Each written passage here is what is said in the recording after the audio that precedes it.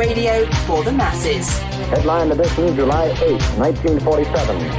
The Army Air Forces has announced that a flying disc has been found and is now in the possession of the Army. If the game is rigged, change the game. Game changer. I occasionally think how quickly our differences worldwide would vanish if we were facing an alien threat from outside this world. This is Fade to Black with your host, Jimmy Church, on the Game Changer Radio Network and KGRA, the Global Radio Alliance. I need your help to get to the year 1985. You are listening to Fade to Black with Jimmy Church on the Game Changer Network. Well. Good evening. Fade to Black. Bespoke Radio for the masses. Yeah. How you doing? How you doing? Today's Thursday, December 6th, 2018. 340 days into the new year. Just 25 days left, people. Wow. We are live from a bunker somewhere in the middle of beautiful downtown Burbank, California, and I would like to welcome everybody listening all around the world, all across the United States. Hither and thither, to and fro, back and forth, up and down, east and west, north and south, far and near. This is Fade to Black for KJCR, the Game Changer Network, and KGRA, the Planet. I am your host, Jimmy Church. What is cracking, everybody? It's Thursday night. It is FADERNIGHT. Open lines all night long. Bottom of the hour, Teresa Yanneris is here with Divine Frequency on the airwaves, followed by open lines all night long. That's right. The call-in numbers are 323-825-5045 or 323-275-9695 or 818-921-6929. There you go. You know what to do on Stellar.com. Send me a friend request over there on Stellar.com. Go and get registered. Come and hang out with all of us. I tried to get through all those friend requests today. I did a good chunk of them. So if you were one of the lucky ones, welcome on Stellar.com. Twitter, you can do that. That is at JChurchRadio, Facebook, YouTube. Okay. All right. Hello to everybody out there on the bunker cam. What is cracking? It is Thursday night, still rainy here in Burbank. And earlier today, Southwest Airlines jet, I think there's like 112, 116 people on board, slid off the runway right here in town, right down the street. Crazy. It's that when it rains, first off, it's been raining for about a week, and which we don't get. We don't. People talk about it all the time, but it's really true. It doesn't rain in Southern California. It just doesn't rain here. And when we get a week of it and how much has come down, in the last day, we got a year's worth of rain in a day, and it's been raining all week. Everybody knows we need it with all of the fires and everything else. So there you go. Okay, so it's cold, it's damp, it's rainy. This is our holiday season here in Southern California.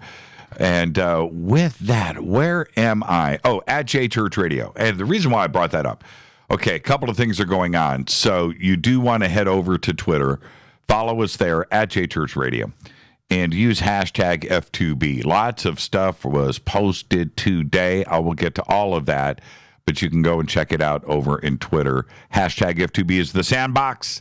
Hashtag F2BQ is Fade to Black questions. Any questions or comments during the show tonight, just post it right there, hashtag F2BQ. You can also email Jimmy at jimmychurchradio.com. Now, I just spoke about what's going on Twitter, and a little bit over on Facebook, a little bit over on Stellar, too, as well. We made the announcement today It is on Wednesday, December 26th, the day after Christmas. Fade to Black is having our holiday party at the world famous, wait for it, Rainbow Bar and Grill on the Sunset Strip right here in Hollywood, California.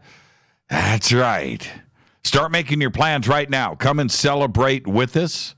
Have dinner and party all night long as we take over the Rainbow. We take over Hollywood.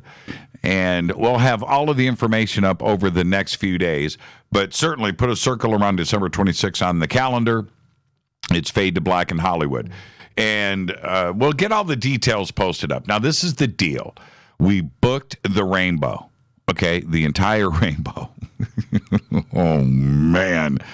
That's right. So, yes, lots of amazing personalities are going to be there. I've gone down, my musicians list and my friends list, and I've put out the invites. And so it's going to be fun. We just want everybody to have a good time and hang out. Okay, it's Hollywood. It's the Rainbow. We've got it set up like this. It's very simple, and the details are there. And if you go over to Facebook directions and everything, and the details, we've got it worked out. We just don't have everything implemented yet. But I'll just, you know what? I don't care. I'll just make the announcements now. We're probably going to have a little downloadable invite that you can present at the door. Okay, there's no cover charge. It's a party. We've got that covered. So there you go, right? And if you mention my name or Fade to Black at the door, we'll probably have a guest list. And why I'm saying probably because we're incorporating everything together. So, but that's how it's going to be handled, and that's it. So come on in and dinner, drinks, all of that. That's on you. We're going to provide the people. We're going to provide the club, and there you go. And it's going to be a night of celebration. Okay, so there you go. Fade to Black invades Hollywood, Sunset Strip, the Rainbow Bar and Grill. That is December 26th, coming up in 20 days, the day after Christmas too, as well. All right, so we'll see everybody there. It's going to be great. We have room for about probably a couple hundred, 200, 250, then we have the outside bar too as well, and then the overflow can go upstairs, which there's another bar and a dance floor. So there you go. Fade to Black takes over the Rainbow December 26th. All right. Now, excuse me, I didn't hit my cough button. I did not hit my cough button. How rude. That was rude. When it happens, it happens. You can't control it. Sometimes you're quick enough. Sometimes you're not. I missed it. Okay, breaking news. Check this out. All right. Yeah, we're going to live stream Mark, who's over in Australia. Yes. We're going to live stream. We'll Facebook Live. We'll Periscope. We're going to do all of that. We'll have a few things running at the same time. And so, yes, don't despair if you're out of state or out of country. We'll be broadcasting everything live. Okay? All right. You remember the announcement that came up about the ion drives, right? Well, they're in use right now. Inert xenon gas right now is propelling the electric blue with its ion thrusters. And it's called the Bepi Colombo to Mercury.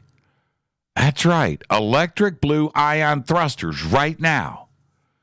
Inert xenon gas is fed into the thrusters where electrons are first stripped off of the xenon atoms. The resulting electricity-charged atoms, referred to as ions, are then focused and ejected out of the thrusters using a high-voltage grid system at a velocity of 50,000 meters per second. This exhaust velocity is 15 times greater than conventional chemical rocket thrusters, allowing a dramatic reduction in the amount of propellant required to achieve the mission. Now, I've got to tell you, when you look at what these engines look like and how they're designed, it's the exact opposite of everything that we are used to. and you need to check it out. This week sees the in-flight commissioning and test firing of the 4 thrusters, with 1 or 2 of them firing at a time, of the solar electric propulsion system that Bepi Colombo relies on, that it's going to rely on to reach Mercury. This marks the first in-flight operation of the most powerful and highest performance electric propulsion system flown on any space mission to date. Now, when you look at, okay, all right, before I get on to my next breaking news story, we're used to the cones, right? And burning and the flames and the shape of the cone and the fuel that comes in and it's burned and it's compressed, and it goes through a nozzle and sprays out the back and it burns. And that's what we're used to. Go and look at these engines. They don't have that. They're just cylinders that are flat at the end. They're solid. There's no fuel coming. It's crazy. It's crazy. You need to understand what I'm talking about here. Go and check it out. The Bepi Colombo, the ion engines. They're absolutely incredible. Okay. Dark matter. Dark energy. 2 different things, right? That comprise as much as 95% of our universe, but remain invisible, may actually be a single phenomenon. And this is according to a group of scientists at Oxford University. Now, check this out. The new research, which was published yesterday on December 5th in the journal Astronomy and Astrophysics, says that dark matter and dark energy may actually be a single phenomenon, giving us the perfectly harmonious movement of galaxies in the universe. And instead of separate forces pulling and pushing, that there is actually a single fluid that uses negative mass to hold the universe in place. Now, I've been talking about dark matter and dark energy. I'm going to get more into this in just a second for a long time, and I want everybody to understand the significance of what is going on here. It's an amazing, amazing report that was just released, and you can go and check it out yourself. Journal, Astronomy, and Astrophysics. And don't forget, come join us for the 2019 Conscious Life Expo right here in Los Angeles at the LAX Hilton at the end of February. This year, we are celebrating the 50th anniversary of Chariots of the Gods with Eric Von Daniken, and I'm going to be hosting the panel with Eric and Linda Moulton Howe, Jason Martell, Billy Carson, David Wilcock. Great celebration going on that night. That's on Friday evening. You're not going to want to miss that. Also speaking this year, we've got George Norrie, Nassim Haramein, Robert Schock, Daniel Brinkley, Grant Cameron, Julia Mossbridge, our very own Teresa Yannaris, and another 50 speakers are going to be presenting at the 2019 Conscious Life Expo. To get your tickets and a full conference schedule, just click on the CLE banner over at jimmychurchradio.com. All right. Now, Bitcoin. Bitcoin continues its 2018 crash and burn. It plummeted again today, and right now before the show, it's floating around 3,300 quacking ducks. It hasn't been this low since July of 2017. Remember last week when I asked the Ouija board, right, or spirit guides, if Bitcoin would stay above $1,000 in 2018? Well, I was kind of joking. I just wanted to get Ouija's response out of that. But at this point, right, we've got 3 weeks left. It might continue this plummet.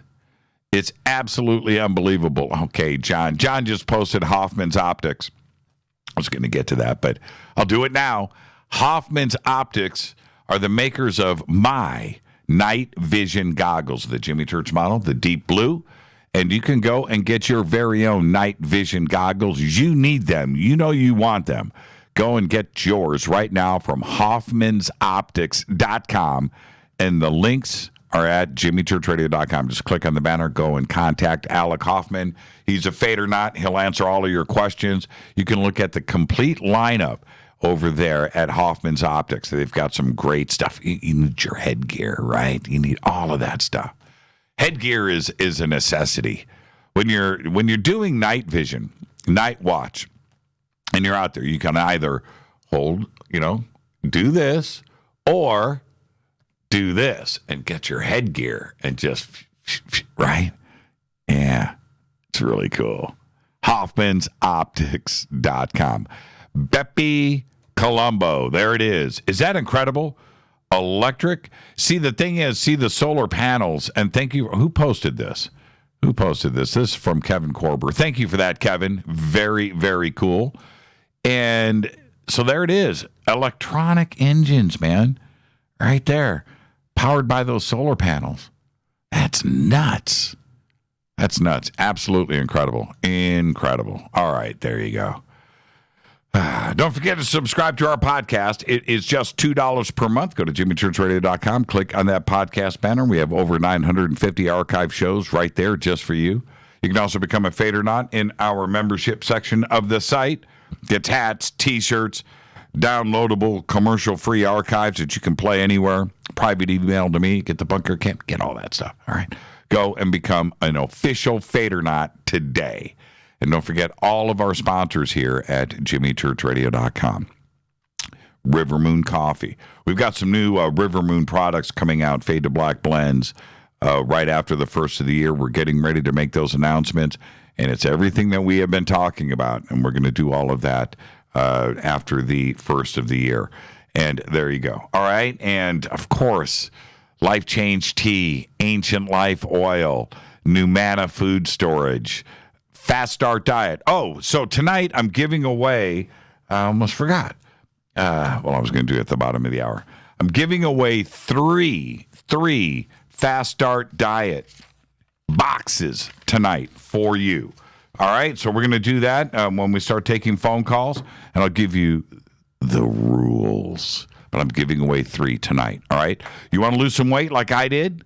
Look, I did it. I did it in just a week, and I've held it off. I don't know how. But I feel great. I look great. Fast Start Diet. Okay, 3 of you for the holiday season tonight are going to get your Fast Start Diet. You're going to feel great. And think about Fast Start Diet. 3 of you are going to get the full treatment. That's great. But think about the way you're going to eat over the next month. Don't you want to just curb some of that, right? And fight that? Do that with Fast Start Diet. All right? Okay. All right. Sterling Bennett says, I'm not promising that I'll be good. That's funny, Sterling. That's funny. All right. Where am I at? Oh, here we go. Our dead guy's birthday today. Randy Rhodes. 1956 to 1982. Died at the age of 25. A plane crash in Florida. Whew. Yeah, Randy managed to change the world. Change the world of guitar. Every guitar player on this planet wanted to be Randy Rhodes. Still does. But he did it all by the age of 25. Absolutely incredible. He would have been 62 today. Unbelievable. Randy Rhodes. And I might have a phone call or two coming in tonight, too, as well. And I'll do that when it happens. On this day in history, OTD 1998. On December 6th, the crew of the space shuttle STS-88 began construction of the International Space Station, attaching the U.S.-built Unity node and the Russian-built Zarya module together in orbit on this day in 1988. Fader fact is for Randy Rhodes. Fader fact: banging your head to heavy metal music burns 150 calories per hour. That's right. It's vetted. Tonight is another Fader Night with Teresa Yannaris and Divine Frequency on the airways, followed by open lines all night long. And the call-in numbers, 323-825-5045 or 323-275-9695 or 818-921-6929. Now, let me hit this coffee. Let me do this real quick.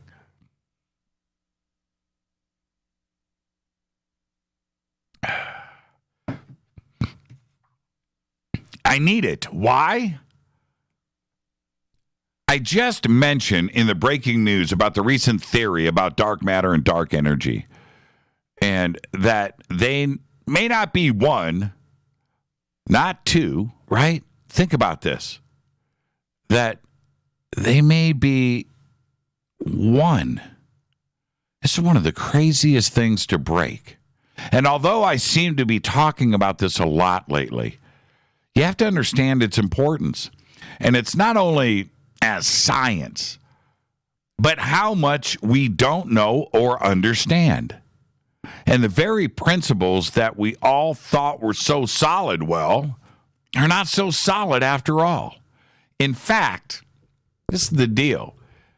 If we start to pull things apart at this pace, how we are doing it now, virtually everything that we have accepted up to, well, just a few years ago, it's out the window. There are three basic questions. How did we get here? Why are we here? And where are we going? And they're still not answered. As far as us and our solar system, the basic accepted idea is that around 4.6 billion years ago, our solar system was a swirl of gas and dust surrounding our sun. And as the dust and gas picked up new material, along their trips around the sun, they grew into clumps. And over time, we got what we have today, right? Planets, moons, asteroids, the occasional comet, whatever. And it makes sense. But nobody knows for sure. Nobody. But it's as solid as any other theory. And if you pick another theory, we could probably run with that one too. Right? Nobody knows. Nobody was around. Today, over at phys.org, a new article was posted about observations of protoplanetary disks around other stars that are young enough to currently be in the process of birthing planets. Yeah. Now think about this for a second. Using the Atacama Large Millimeter Array, or the ALMA, comprising 45 radio antennas in Chile's Atacama Desert, the team performed a survey of young stars in the Taurus star-forming region, which is a vast cloud of gas and dust located. It's only 450 light years away. It's like right next door from Earth, right? When the researchers imaged 32 stars surrounded by protoplanetary disk, they found that 12 of them, 40%, have rings and gaps. That's right. Structures that, according to the team's measurements and calculations, can be best explained by the presence of fresh, young baby planets. So I want you to imagine what I'm talking about here for a second, okay? Just stay with me. I want you to imagine a star that has a giant flat disk around it that is just dust and gas. And as these dust turns into clumps and it's moving around, the gaps in the disk are formed, right? Slices, kind of like looking like the rings of Saturn, but on a scale of our solar system. Get it? All right? Little sun, big disk of dust, these clumps and these, right? And that's what they are seeing now. Since detecting the individual planets directly is nearly impossible because of the overwhelming brightness of the host star, the team performed calculations to get an idea of the kinds of planets that might be forming in the Taurus star-forming region. And according to the findings, Neptune-sized gas planets, or so-called super-Earths, terrestrial planets of up to 20 Earth masses, should be the most common. Only 2 of the observed disks could potentially harbor behemoths like Jupiter, the largest planet in our solar system.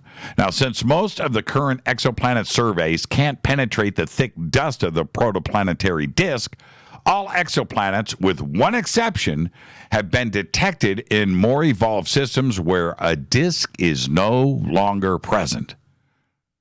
Now, what do you have to do to find your very own exoplanet?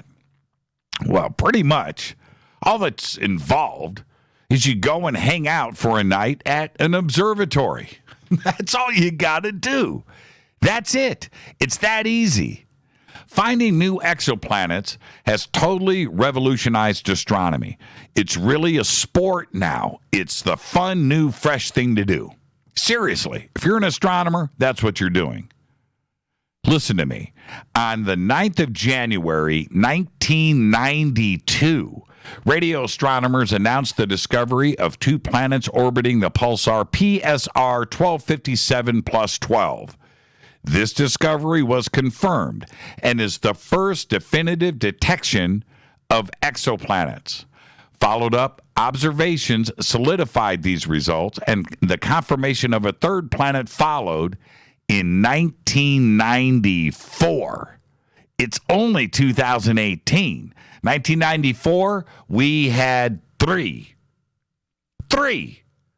As of December 1st, 2018, last week, less than 25 years after the first discovery of an exoplanet, there are now a total of 3,903 confirmed and listed exoplanets in the Extrasolar Planets Encyclopedia. NASA's Kepler mission has identified an additional 5,000 planetary candidates, with a chunk of them being Earth-sized and located in the habitable zone around sun-like stars. Now listen to me for a second. That is one exoplanet discovered per day for 25 straight years. Chew on that. So, not only are we discovering in Taurus, we are watching planets being born. Maybe soon we'll have the answer to that very first question of the three. Where do we come from? And it's very, very cool. We're making these discoveries every single day. Dark matter, dark energy, exoplanets, Earth-like planets, by the billions. It's absolutely nuts, and it's a great time to be alive. But, and I'm telling you, just in the last 3 years, the discoveries that we have made are rewriting everything that was established. Firm ground, where physicists would go out and talk like it was fact. And today, those same physicists are out lecturing and presenting and speaking and teaching at schools. And it's the opposite of what they were talking about just a few short years ago. It's absolutely amazing. This is Fade to Black. I am your host, Jimmy Church. It is Thursday.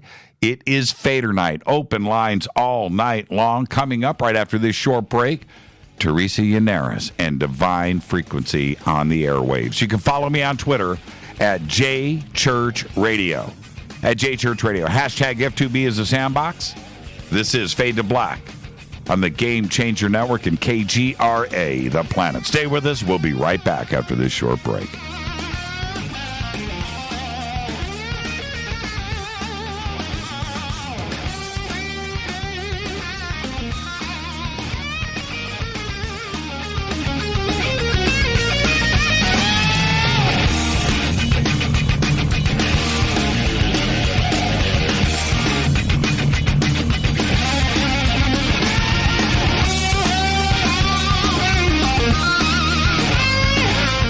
This is Nicole Church, daughter of you-know-who, and you're listening to Fade to Black on JimmyChurchRadio.com and the Game Changer Network. You're listening to Jimmy Church, Fade to Black. Fade to Black will now pause for alien identification. The station that talks the net. KGRA Radio. When you take the beans from Central America with dashes of Indonesian and African mixed in and then roast it to the dark side of Fade to Black, you create the ultimate brew of fringe. Introducing the Fade to Black blend from Rivermoon Coffee. Yes, Rivermoon's darkest customized roast was created for the love of Fade to Black. The alchemy of masterful roasting and smoking the beans is in every sip of this full-bodied, dark Java. I need my coffee dark, deep, with distinct bittersweet chocolate highlights, just like the bunker. Leaning further into the darkness of the roast is Fade to Black blend from Rivermoon Coffee. Just click on the banner at jimmychurchradio.com and use the promo code F2BBLEND for 15% off of your order today. Go Beckley Teppy. This is Jimmy Church of Fade to Black, and you can get our podcast for just $2 per month. All you have to do is click on the podcast banner over at jimmychurchradio.com. Hi, folks. It's a holiday season with hope in the air. Things to look forward to and no time for despair. Health can be a challenge, and so can the mail. So Get the Tea wants to help you by giving you a sale. Buy 2 months of Super Tea and get 1 month for free. No limit. That's buy 2 months of Super Tea and get 1 month free. That's a savings of $35. Where? GetTheTea.com. That's GetTheTea.com. Scroll down on the front page and find the buy 2, get 1 free ad. Click it and save. Orders over $100 get free shipping. Send the gift of life.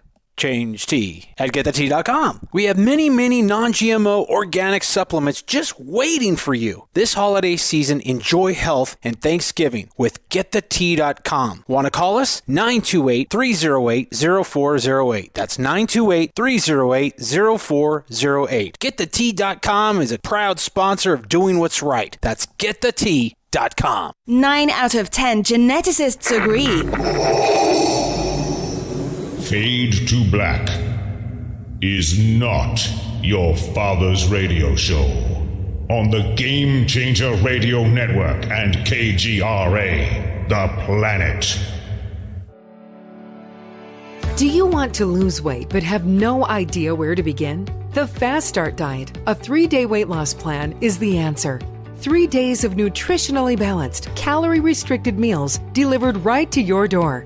No shopping, no measuring, and no cooking. Everything is prepared for you and ready to eat at home or on the go. The Fast Start Diet has all the amazing benefits of intermittent fasting without starving. We've helped thousands of people who have struggled to reach their weight loss goals. Isn't it time we helped you? With the Fast Start Diet, you'll lose weight and feel great. Find Fast Start Diet on Amazon or go to faststartdiet.com and use promo code TALK to get 10% off your first box. And as a special bonus, Fast Start will include their #1 rated Lipo3 appetite suppressant spray free with your order. This is Jimmy Church. And whatever your diet plans are, do what I did. Go to faststartdiet.com. Hi, this is Rob Reiner from Anvil, and you're listening to JimmyChurchRadio.com. What's up? I'm Chris. What up? This is Kyle Massey, and you're listening to Jimmy Church Radio.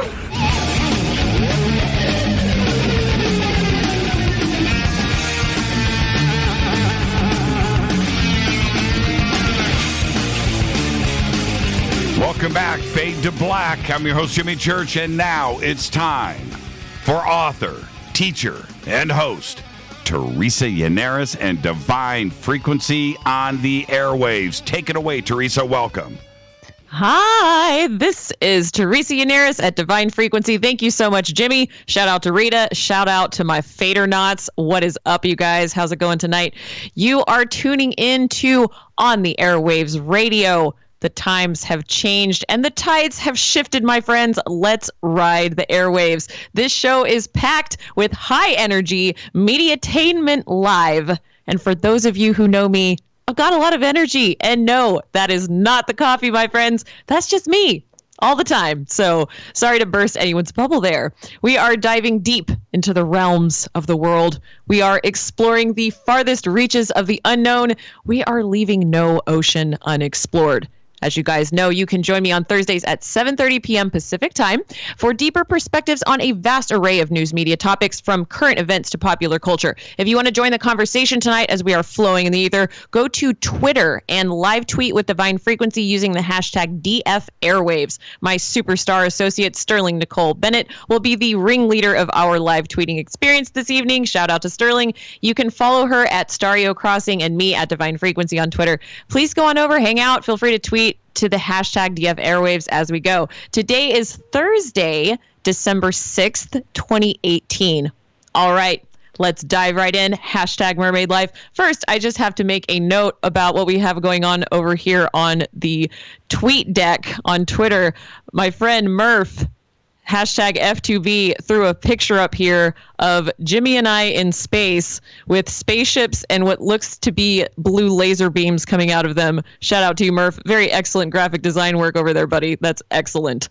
I had to retweet that one. So I wanted to tell you guys about a dream that I had last night because, as we know in Divine Frequency, we like to talk about dreams. We do a lot of dream analysis. We talk about it. So I'm going to tell you guys a dream that I had last night. So there was a group of us that escaped from the surface of the earth to an underground cave. And the reason why we did this was because there were surface level earth changes that made it inhabitable.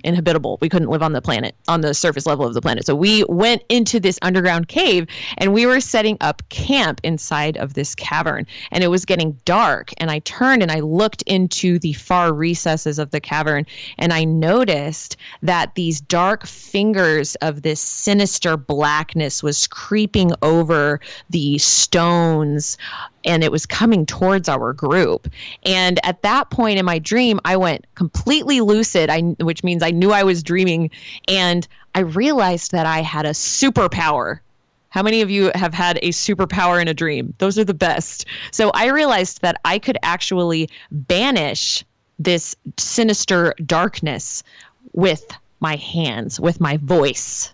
And I said with my voice, I called out into the darkness and I said, with my light, I cast out the darkness. And with a sweeping wave of my hand, the darkness was turned to light. It was epic. So I had this dream, and this morning I woke up and I posted this dream to social media.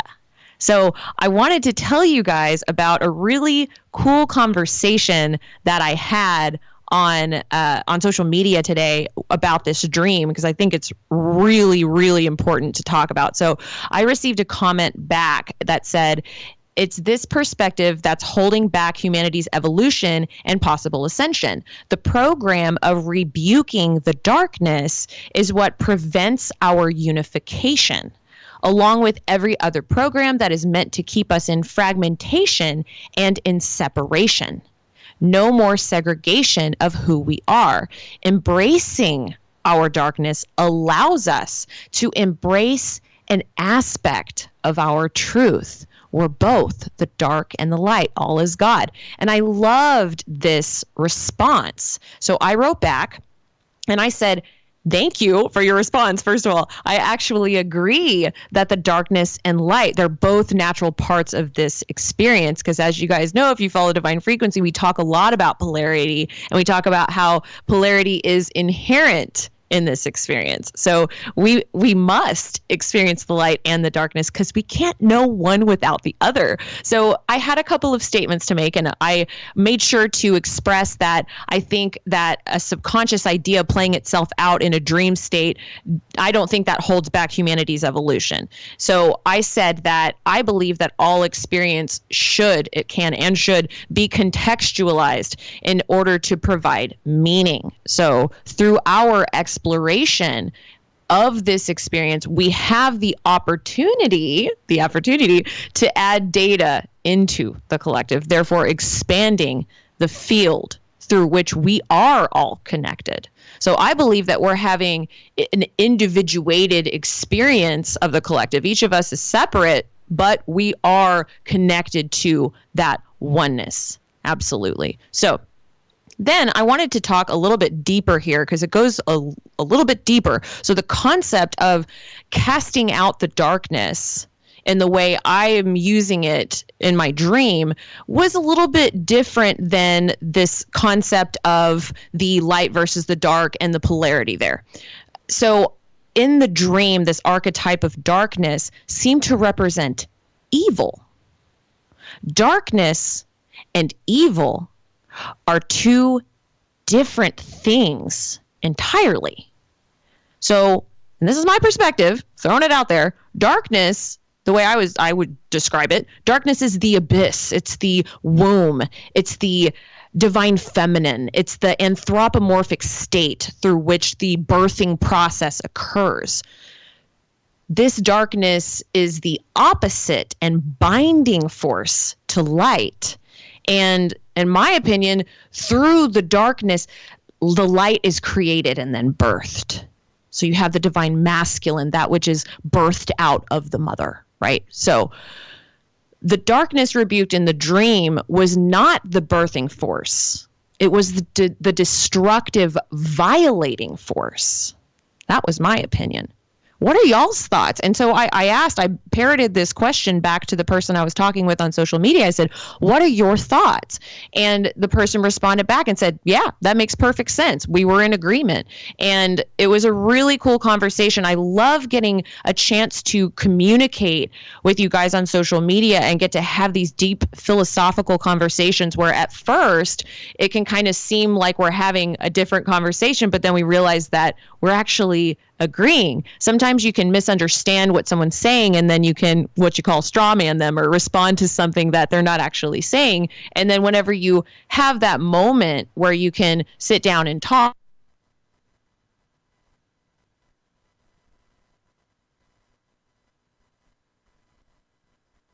shift. Now we're going to talk about, what do we want to talk about now? I think we want to talk a little bit more about this concept of evil. I think that that's something really important to bring up right now. So we talked a little bit about light versus dark, and I want to talk about good versus evil for a second. So what is good? I would say that good is using your free will to not infringe upon other people's free will.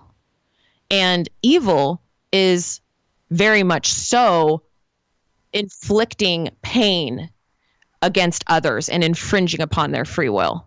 So it's stepping across boundaries. So when we're here talking about this concept of light versus dark, where you have the womb state and then what comes out of that, which is the light, then you have this other concept of good versus evil. Good being using free will to not infringe upon other people's free will, and then evil, wanting to use people and inflict pain and cross boundaries. So we're going to talk a little bit about boundaries today because I have a couple of news stories that we're going to go over related to boundaries. And this is all about protecting our personal sovereignty, guys. Boundaries protect us from people who might want to hurt us. And with healthy boundaries, you're using your free will to choose the relationships that you want to engage in and the capacity of those relationships. So evil's one thing, but cycles of growth and change, this is talking about that light versus dark, right? That's paramount to our soul growth. So from the darkness comes the birth of light, and from the light we descend into darkness. There's a cyclical nature to growth because you can't constantly be in the light. You must also be in the darkness, that womb state, right? So speaking of which, the new moon is tomorrow, December 7th, and I wanted to talk a little bit about new cycles. So we've got new moon cycles every month. We've also got new seasons, and I happen to love the changing of seasons. I was raised in Virginia for a time, and I loved the fact that Virginia had perfectly equidistant seasons. I don't know where y'all are from, but I'm currently in Texas where we basically have two seasons, hot and cold. And in Virginia, it was really fun because all the seasons were the same length. And my mom had these plates that she put on the wall, 4 plates, and they were all the same picture but different seasons. And on the first day of the season, she would shift the plates. And so we got to celebrate and experience the changing of seasons, which was one of my favorite parts of my childhood. And when I think about the moon cycles, this demonstrates another type of shift that we get to go through monthly. And I feel like it demonstrates on the outside when we see the seasons shift and we see the moon cycles, this is a macrocosmic level of change that shows us change. And then we can look within to see the inherent shifts that are demonstrated inside of us, in our inner shifts that occur in cycles on the microcosm. So when it's the new moon, I like to ask myself, I take these moments to ask myself, how do I make myself new, right? For me, I tend to clean at the new moon. I clean my physical space because clearing your physical space opens up your mental space. Also, it's an excuse to not have to clean for an entire month. Just kidding. Not really. Or am I? So I also wanted to tie this all in with the last 2 sessions that we had on Fade to Black on the Airwaves Radio, because we were talking about discernment. We were talking about cycles of growth and change. And I thought this would be a beautiful bow to tie, because we're in the new moon, and we were just talking about the focus method, which was a method for discernment cycles of growth and change and gaining wisdom. And if you guys remember from the last 2 weeks, we talked about the focus method, which was find, organize, create, understand, synthesize. So I thought it would be really cool for a second to break this into the moon cycle, because it fits. You have the waxing moon. This is the growing moon. It's increasing in size. And in that cycle that we talked about, that would be find and organize. So when you're choosing a goal and you're organizing yourself, you're bringing something toward fruition. You're actively growing and increasing the energy that you're putting into some kind of goal in your life. And so that is synonymous with the waxing moon. Then the full moon would be the create step on the cycle. So this is actually where you're literally culminating something. You're bringing it to fruition. It's been brought to fruition. It's the maximum power and strength. This is the manifestation point. Then you have the next part of the cycle, or the down part of the cycle, where you have understand and synthesize. And this would be the waning moon. So you're banishing, you're decreasing, you're integrating, you're learning from what you have created.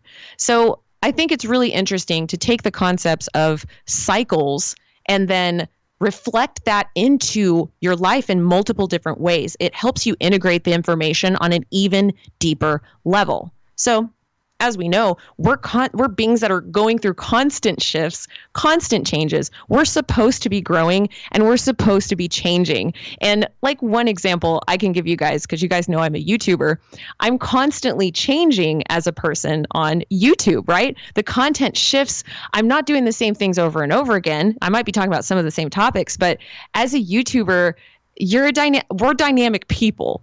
And so it's so important to be able to look at, and not just a YouTube channel, this is just one example, but look at content as it expands, as the person expands. It's really fun to be able to access this kind of stuff on social media where it's cataloged. You can go back in a blog and you can see how people have changed, they've progressed, and they've grown. So I want to ask you, what growth have you experienced in your life, and how do you share that growth with other people? So you got to let go. You got to let go in order to open up your space for something new. This is something that I think is really important about the new moon, is that letting go lets that space open up so the universe can put something in it. If your space is cluttered, if your physical space, your mental space is cluttered, the universe can't put anything into a space that doesn't exist. So you got to let things go. So we're going to go ahead and leave it with that, because I actually want to bring Jimmy on and ask him about the Bob Lazar film. I'm dying to know about the premiere, Jimmy. Are you there? I'm here. You're dying to know. It was great. Yeah. We had a great dinner beforehand. It was fun. You had a dinner? What'd you eat? Steak. I had, actually, you know what I had? I know we want to talk about. Don't tell me a salad. No, I had this was Italian food, pulled pork pasta in marinara sauce. It was insane. And then, but I warmed up with crab cakes. That's my kind of Italian food right there. A couple shots of vodka and some espresso, and headed off to the premiere. So there you go. Do you drink vodka in your espresso or one after the other? Yeah, I know, right? Hey, that would actually that should be bottled. Espresso flavored vodka. I think I could do it. Yeah, I could totally swing with that. I could do that. So, have you seen the movie yet? I haven't. I can't. I'm going to watch it this weekend. Oh, okay. Well, then I'm just going to throw it back at you. Then you ask me the questions. Okay, so tell me about the venue. The venue was incredible. The Ace Hotel downtown, huge, old, lots of history. Movie premieres have been done there with Hollywood for probably 60, 70 years. A very dramatic building with crazy architecture, very Gothic, very beautiful, very nice, big, 1,600 seats. So you can imagine how big of a theater it is, multi-leveled. There you go. So that part of it was great. My overall opinion of it is that, and I posted a review, but it's not a documentary.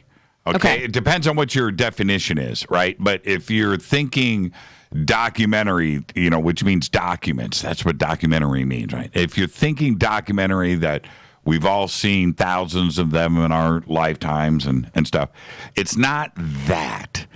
Okay? It's not. It's a tribute to Bob Lazar. And there's a big difference. And so as a tribute, pretty solid. If you are a Bob Lazar fan and you've been waiting for something like this to come along with new footage of Bob and him around the house and hanging out with his wife and what he does at work and his opinions today and fresh, video of Bob, you get all of that. So, and it's great. It's a tribute. And so there you have it. Is there any groundbreaking, evidence or anything like that? No, there's not. Gotcha. That's what I was going to ask about. So you would say it's not really much for people that have been following the story for a really long time, that are looking for something like groundbreaking and new, but more so for people that have been following the story, or maybe they haven't, but they want to have additional content to add into that data. Sort of. I would actually back off on that and say this. If you were waiting for Jeremy and Bob to present a huge volume of stuff, vindicating and proving, Bob's case, then no, this is not that. It's not. If that's what you were waiting for. But if you are interested in history and you've been following the Bob Lazar case, and it's great to see Bob again after all of these years. It's cool. It's really cool. It's well shot. I had technical issues with the audio and Mickey Rourke and the narration, but I'm not the only one. Everybody said the same thing. And I'm sure that Jeremy or anybody else that was involved in the production of the film, they're going to go, well, yeah, Mickey was mumbling, but we left him in. Nobody's going to tell Mickey Rourke that he was cut from the film. So that's, so you're going to leave Mickey in. And I'm not deaf, and everybody heard the same thing that I heard. It's not some negative criticism about the film. It's just a technical comment about the film. The music was a little bit out of place at times, but none of it takes away from the content of the film or the intention of the film. The intention is to be a tribute to Bob. Very cool. And that's it. So I gave it a rating. I gave it a B as a tribute. It's passable. It's cool. I recommend the film. I think everybody should go and check it out.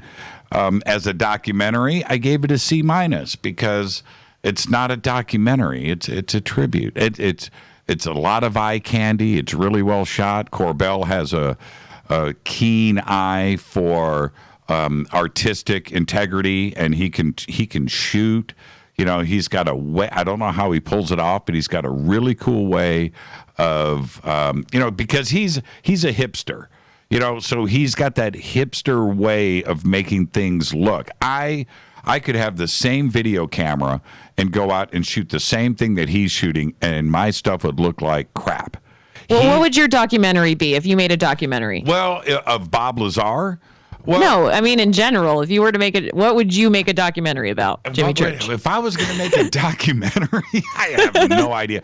I have been so interested in the last 15 years about our universe that I think I would go there. I'm not a physicist, but I could bring physicists You're in. not? Yeah, I could bring physicists in to make me look like a physicist. There you go. That's how you do it. But I would do, I would probably follow along those lines, because the thing that I think is most astounding right now today is that when we just look at math,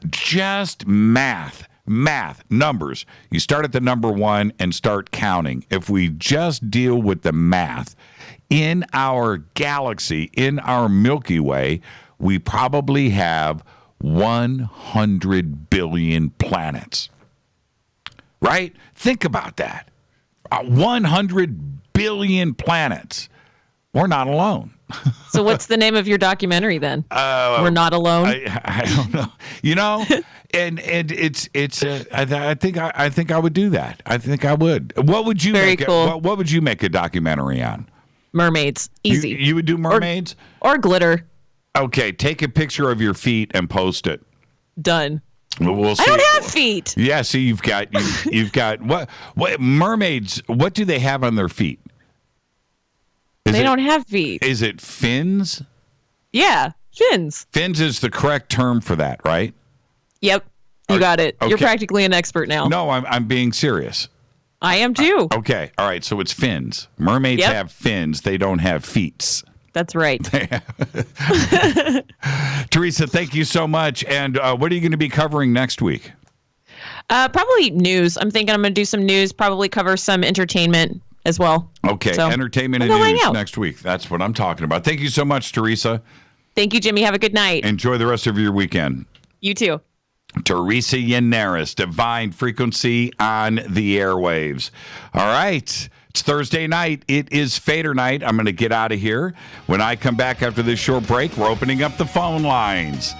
323-825-5045 or 323-275-9695 or 818-921-6929. It's Fade to Black. It's Fader night. I'm your host, Jimmy Church. Let's do this, man.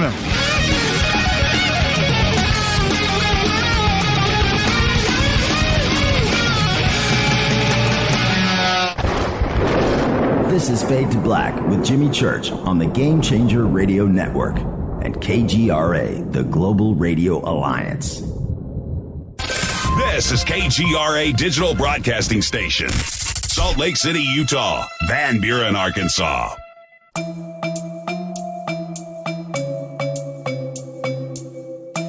Come join us for the 2019 Conscious Life Expo in Los Angeles at the LAX Hilton.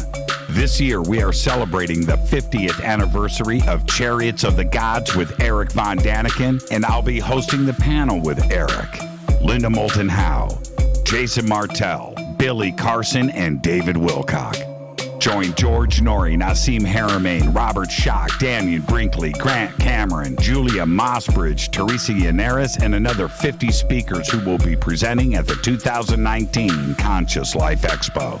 Just go to ConsciousLifeExpo.com for tickets and a full conference schedule, or click on the CLE banner at JimmyChurchRadio.com. Go back, Lee Tappy. Folks, this is very important information. What's to be said about CBD? AncientLifeOil.com. Our CBD is made from hemp and has 0.003 THC, which means this wonderful product won't get you high, no matter what amount you take. What does CBD do for the body? My hands are tied, but you can Google CBD benefits and be astounded. When you're finished reading, you'll want to log on to AncientLifeOil.com. That's AncientLifeOil.com and purchase. Life is good when you feel good. People are tired of pain. People are asking for non-GMO organic products to help them with, You fill in the blank. Legal in 49 states, and again, our CBD is made from hemp. Ancient Life Oil is about helping people one by one by one. If you wonder how good the product is, the CEO takes it every day without miss. AncientLifeOil.com. That's AncientLifeOil.com. Have a great day. Hello, I'm Katie and you're listening to my main man, Jimmy Church, on JimmyChurchRadio.com. Hi, this is Ray Hobbs here, repping the planet, and you're listening to my good friend, Jimmy Church, Fade to Black, on the Game Changer Network and the KGRA digital broadcast station. This is Toby Kebbell. You're listening to JimmyChurchRadio.com. Don't hurt me, Jimmy. I'm only little. Hey, I'm Adrian Grenier. And this is Ari Gold. We're the Honey Brothers. We're of the Honey Brothers. Hey, I'm Adrian Grenier. And I'm Ari Gold. We're the Honey Brothers. And you're listening to Jimmy Church. The Revolution. Reclaim your active lifestyle with Angioprim. Angioprim is the original liquid oral chelation supplement. Chelation helps remove toxins, heavy metals, and cholesterol in your veins and arteries that can cause blockages. Scientific research proves the active ingredient in Angioprim has superior oral chelation action that helps promote cardiovascular health. Find out more. Go to angioprim.com. Talk to a trained consultant by calling Angioprim toll-free 877-882-7221. This is Jimmy Church of Fade to Black, and you can become an official FADERNIGHT by just going to our membership section at jimmychurchradio.com.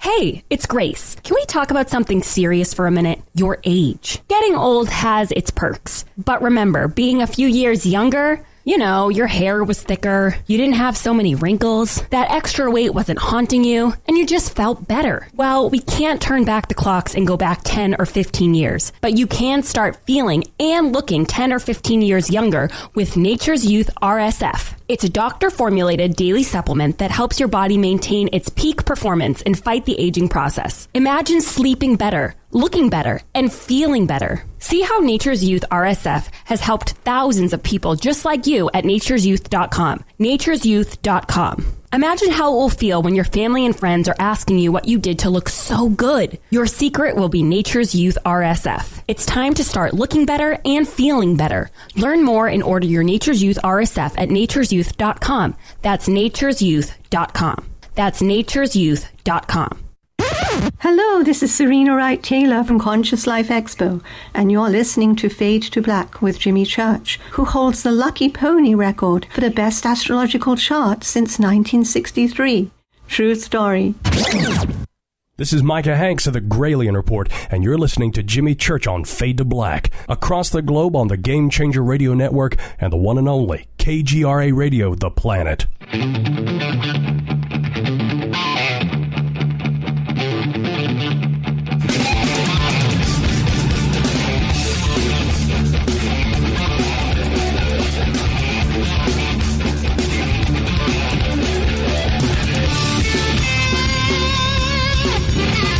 All right, welcome back. Fade to Black. I'm your host, Jimmy Church. Thursday night, it is Fader night. Let's do this. Open lines all night long. 323-825-5045 or 323-275-9695 or 818-921-6929. All right, set the tone. Now, don't forget, I just posted up in Twitter the Hollywood. Yeah, well, that's word. That's that works too. Our Hollywood Holiday Bash is at the Rainbow Bar and Grill on Sunset Boulevard. It is taking place on the evening of December 26th, which is obviously the day after Christmas, on Wednesday, and it falls right between Christmas and New Year's Eve. Right, so we get to do both. We can do a little bit post-Christmas. We got a little pre-New Year's, and so it's a holiday thing. All right, now, I just posted up on Twitter the event for it, which is scheduled over on Facebook. So if you could, just help us get a gauge here. If you are going to attend, head over to Facebook and just let us know, and you can post right there. And there you go. Okay. It's going to be great. I cannot wait. It is in 20 days, and we're going to be hanging out with all of you. Yeah, we're going to Periscope, and we'll do a Facebook Live thing and maybe YouTube Live, and we'll do that on a few different spots all night long. But we're going to be doing it with you, and you never know who's going to be there, right? Okay, I've already got some pretty cool confirmations. And I'm not going to name any names. I'm not going to say anything. It's not about that. It's about you guys. But I will make sure that when you walk in, you're going to go, wow, welcome to Hollywood. This is cool. I'll make sure. All right. All the selfies you can handle with that. Let's go to the phones. 323-825-5045 or 323-275-9695 or 818-921-6929. And let's go over here. Area code 425. You're up first on Thursday night, Fader Night. Who's calling? Oh, Jimmy. Hey, Inquire. What's up? Oh, man. Let's start the night out with some metal. Yeah, I saw your post today, so let's do it. All right. So first question I got for you. Well, first off, you got to say happy birthday to somebody. Crap. Randy Rhodes. It's Randy Rhodes' birthday today. It's Randy Rhodes' birthday. Yeah. Happy birthday, bro. Okay. All right. So first up, what you got? Okay. So you saw those 10 albums I put up that were released this year. What am I missing that I need to check out? Well, okay, first off, in your post, and one stood out for me, and then I had to go back and check, and which was Astro Creep 2000 Live, Rob Zombie, right? Oh, yeah. Now, I saw that there, but in your post, did it say coming out in 2019 or released in 2018? So all of those were released in 2018. Okay, so I read your post wrong. See, and I thought this was stuff to look forward to in 2019. I did not know that Rob Zombie released that, or I would have been rocking to Astro Creep 2000 Live. I went to, and it was, if I told you about the evening that I had from start to finish, right?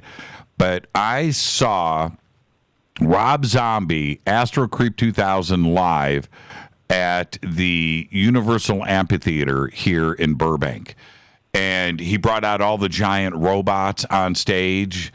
And it was one of the most surreal, and also in the background on these big screens, because at that time, House of a Thousand Corpses wasn't released yet, and it was rated X. Do you remember that when they went through all of that controversy? Yep. Okay, so he comes out on stage, Rob comes out and says, I'm trying to get this film released, and there was everybody wanted to see it. We're like, rated X, how crazy is it, right? He goes, so they won't let me release it yet until I get it edited down to an R rating. But tonight, during this concert, House of a Thousand Corpses is playing in the background. So on these two ginormous screens on both sides of the stage are all the crazy scenes from House of a Thousand Corpses. On stage are these giant robots that are coming out on stage that were scary as crap, and the mood, it was one of the great concerts I have ever seen. It was tremendous. And I was a guest of the band. So I got to, after show, after party, backstage, hanging out with everybody was really cool. A friend of mine, Sid Riggs, played drums in the opening band. So I got to hang out with Sid, and it was just a crazy night. It was awesome meeting Rob, and yeah, that was a moment. So when you mentioned that album today, I thought, wow, that's going to come out in 2019. I can't wait for it. But it's already out. Oh, man, you missed it. It happened. Who's on the album? Who's on it? Well, I'm sorry, what'd you say? Who's on it? It's his current lineup. So it's not the White Zombie lineup. It's it's his current lineup of like Piggy D, John 5, Gingerfish, and him. Oh, so John 5's I believe on that's this. the case. Okay. Yeah. It's his current lineup because he did. It was I think he did a couple festivals where he played that album in its entirety with them, and oh man, it's killer. Especially like Blood Milk and Sky. Right. That song is like a psychedelic journey of metal. Yeah, Blood Milk and Sky is really good. Of course, More Human Than Human is still. I think that's one of the great rock and roll songs. You know, that might be in my top 10 all-time list. That might actually squeeze its way in there. It's a pretty amazing, very strong song. But what about, is Electric Head on it? Yeah, the whole album. Oh man! So I think on that album is that Electric Head and Electric Head Part 2? Are those on the same album? I believe so. Yeah. Okay. Yeah. So yeah, those are on it. Man, that's such a great record, man. That's such a great record. Oh yeah, I'm looking at the cover right here. Somebody just sent it to me. There's John 5. Who's on drums? It should be Gingerfish. Oh, it's Gingerfish. Okay, I believe. Okay. His original drummer was a really good friend of mine. But anyway, it doesn't matter. That album, see, this is the thing. This is what makes that album so special. Back then, sampling was there. And we're going back to when he actually recorded that. I'm going to say 93, 94. You know, it was right in there. He recorded it here, and I'm trying to think of the studio. I think he did it at Larrabee. I could be wrong. Everybody, don't send me the emails. But because I was working with the engineer and the drummer and some other stuff, and I was selling them gear and as they worked on the album. Point being, back then, the art of that type of production really hadn't happened yet. Rob was creating this genre. Right? And if you think about how groundbreaking White Zombie was and the importance of Astro Creep 2000, because its sound, its sonic integrity, it didn't sound like anything else. And there were a lot of good things that were out back then, but Astro Creep set the standard. I'm telling you, if you were in a band that was trying to be like this, and I don't care, you can name anything, Slipknot, I don't care, pick a band that was moving into this direction. They listened to Astro Creep, and they went back to their demos, and they're like, "This is what we need this to sound like. This is where it's at." Man, that's like, it's kind of like with what I'm making right now. I keep, like, every day I listen to so many different albums, hours every day, and every day I go through like 5-10 different things. I'm like, man, I haven't done a song like this. I haven't done a song like this. And next thing I know, I'm at like 20 songs. I'm like, oh man, I'm not done yet. Yeah. And that's a really good, healthy way to go through things. You know, never be satisfied. You know, and always, you know, when you're in the creative zone, right? You're in the creative zone, and the juices are flowing. Sometimes some little thing, you know, some audio clip, some visual, something will inspire you to go back and you'll end up writing a whole song off of that, you know, just, you know, to push you in that direction. And you know what? There's one thing about Astro Creep 2000 that needs to be said. It'll give you nightmares. It's that well done. In all the right ways. Yeah. In all the right ways. The songs, they're cinematic, right? And they cause these visuals. You know, Rob sings with clarity. First off, you understand every word that he's singing. His content and what he's writing about is some of the craziest stuff. You know, it's just right there on the fringe. And then you've got this great music and the production, the way it's put together. And it causes you to imagine. And that is something that's very difficult. All of us want to be able to produce and write songs that do that. Rob has a way. That's why he's such a good film director. You know, he's got that talent of creativity. It doesn't matter where he applies it, it's going to come through. But that's another thing about Astro Creep, you know, and his live shows. I'm telling you, his live shows scared me, man. Man, I don't even know how many times I've seen him, and every time there is no band that I've seen on earth, and I go to metal shows religiously, that can compare to the production that he puts on stage. Right. It's right. ridiculous. Did you see the Astro Creep tour in 95? Well, no, Jimmy, wait a minute. I'm going to say the tour that I saw, I got to correct myself here. This was 1999. That was that was the tour with the House of 1,000 Corpses video playing in the background, and is that movie that old? Yeah. Well, I know. I was working. At that time, I was working for Ashdown, the bass amplifier company, the guitar amplifiers. I was working for Ashdown, and I supplied one, maybe even both. I can't even remember. Certainly, the opening band had Ashdown there. Well, anyway, I'm able to pin the timeline down because of where I was working at the time. So I would say it was 1999. Yeah. Well, I definitely didn't see that one because I would have been like 7 years old. In 1999? Are you that young? Yeah. Am I that old? Yeah. Well, we can word it as I'm that young if it makes you feel that better. Oh, man. Okay, well, anyway, that was the year that they had those robots. And those robots... Yeah, well, he does that. Because every time I've seen him, he's had those robots come out. And, man, if my memory is right, which who knows these days, but I saw him, it was like 11 years ago. He was playing with Ozzy. And it was my first time seeing him. And he came out on stage, and he had those robots. And it was like a robot took him out in a coffin. And then he came out of the coffin, and he had like these big branch arms, and that was my first live introduction to Rob Zombie. Oh yeah, right.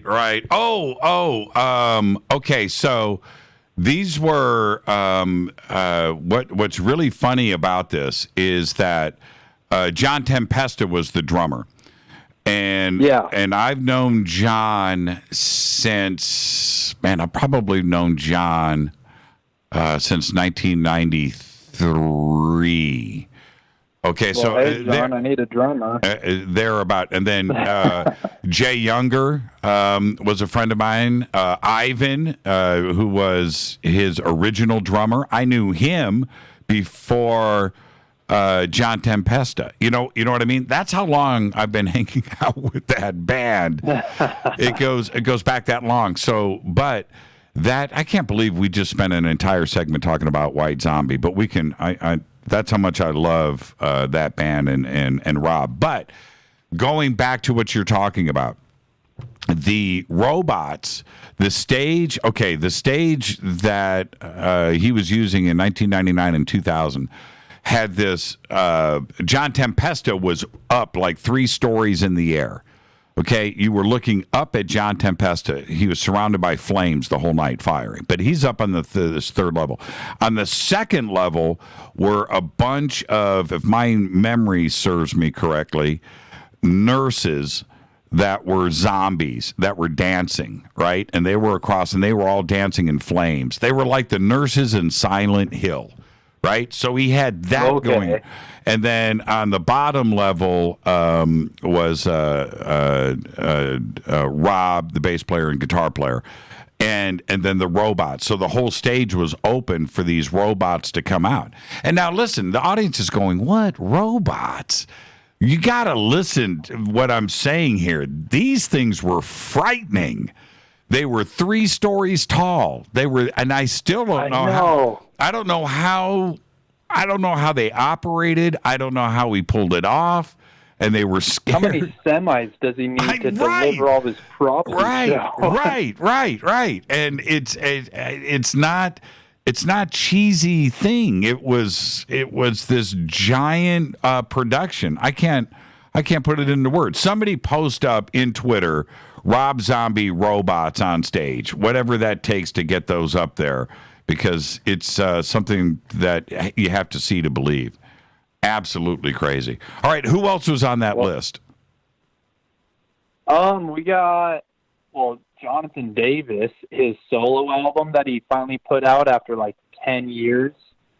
That one, that's my winner of the year, Black Labyrinth. Is it is it better than Astro Creep Live? Honestly, like, it's in some ways yes, in some ways no. Like, they're totally different energies. Right. I would say musically, Black Labyrinth is definitely, it's better than Astro Creep, and I guess as like a journey it is, and if you want to talk hippie sense, but is it better? Is it better than Korn? That's a tough one, man. It is. Korn has always been, but it's just I can't say yes or no to that. It's completely different. It's a totally different feel than Korn. It's obviously Jonathan Davis, his voice is his voice, but I don't know, it's something you definitely have to listen to that. And, I would say out of all of them. So Jonathan Davis up there, okay. So that's your number one must listen for 2018, Jonathan Davis. And I'm sure it's amazing. I'm sure it's amazing. I mean, I'm a huge fan. Did you see, maybe you posted it, the top 10 growling metal singers? Did you see the list? Yeah, I posted that. Oh, was that you? Was that you that posted it? Peter Tackern came in at number 4. Oh yeah, man. I was gonna put you to the test tonight and read you off some lyrics of his from Eaton to see if you would pass the test. But oh, that's right. Wait a minute. You did post it because I said that you should be on this list. That's right. I remember that now. I do remember that. Well, hey, speaking of Peter, all right, Jimmy, here's the deal. Okay. Hypocrisy just announced their tour. That's right. And you ready for hold on, I'm going to bum you out. Okay. He just told me I've got the full Hypocrisy tour gear box coming in the mail for Christmas. Yep. I was going to throw something out to you, but now might not even matter. I was going to say, I'm definitely not going to pay for your ticket or your airplane ticket or your lodging. But aside from that, if you want to come out to Seattle to see them, I can buy you a beer. There's your offer. Now, if he plays in L.A., I won't pay for your plane ticket. But if you come down here, I can promise you backstage. That I could promise you. If you wanted to make it down here. You keep enticing me with stuff, man. Soul Tech, I went broke going there, but it was worth it. Now you throw me this. I'm going to have to go broke doing that. You know what was... I'm going to do it. You know what was impressive is that in that video list, in the video of the top 10, Peter's voice, because he can get all guttural, right? He can, but it's a clear, right? And that's my favorite. That's like him and Chris Barnes. Yeah, they Chris have Barnes. That like orc guttural where you can hear everything. You can hear it all. Yeah. But with Peter, he like the one thing where that's been probably one of my biggest focus points on vocals this last couple of years is like how Peter does this, Devin Townsend does it, Gojira, Behemoth, they do that pitch screaming. Right. It's a scream, but it sounds so melodic and it's hitting notes. Right. Like, he's got that down to the next level. Yeah, he is so crystal clear. And I'm excited about this. So he sent me images. This was last month. I can send them to you. He sent me front and back images of their tour T-shirts, and he was like, which one do you think we? I was like, man, I like them both. So. And I got to see the hats. He's probably listening right now and going, "Church, man, you shut up," right? but so I got, and I'm really looking forward to that. And I know that his content for this new hypocrisy, and I've talked to him about it quite a bit. What he is focusing on, because he's always been very outspoken about disclosure. ET and alien contact, and the New World Order and who's running things, and this Earth, and he's very concerned about it, and he wants to express this through his music. So I know that this next album and how he wants the album cover to be and stuff, I know that it's going to be so cool, and I've seen the T-shirt. It's just going to be great. It's going to be great. He's just an amazing talent. He's an amazing talent. Yeah, I'll definitely take you up on that offer there. Because I know there's like 2 California shows. Off the top of my head, I don't remember where in California. What? Really? But okay, I didn't know they released those dates yet. Yeah, they just put it out because I know it's them and Flesh God, which that's also. Oh yeah, but man, yeah, let's be in touch about. I'm literally emailing him. I'm emailing him right now. What are the tour dates for Los Angeles? Off the top of my head, I want to say California. And where are my T-shirts and hats? Okay. Okay, there you go. All right. That's going out right now. We'll find out. Perfect. Send. There you go. All right. Well, enjoy the rest of your weekend. I'll be over at Coast to Coast Saturday and Sunday, so come over and hang out with us there. Then we'll see you on Monday. But there you go. Okay, so when I find out about these dates, I'll hit you back on that, and that'll be cool, man. If you can make it down here, I'll make it happen. It's my promise. All right, man. Yeah, I appreciate that. Thank you so much, Brett. Behave and be well. Oh, Inquire. Yeah, I just said your secret name. Oh, no, it's all good. I'll talk to you, Inquire. Behave and be well, my friend. All right, see you, man. Inquire Within. Thursday night, Fader Night, open lines all night long. When I have a good conversation with somebody, I'm never going to end it, and that was a perfect conversation right there. This is Fade to Black. I'll be right back after this short break. More of your phone calls are next. Stay with us.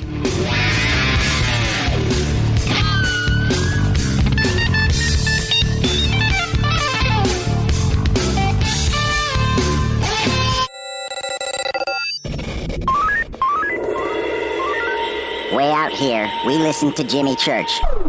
You're listening to Fade to Black. Always on the edge of the hottest alternative talk. Jimmy Church with Fade to Black. KGRARadio.com. ¿Qué tal, mis amigos? Yo soy Mario Carson, el tiburón, y los invito para que escuchen a mi buen amigo Jimmy Church Radio. ¡Claro que sí!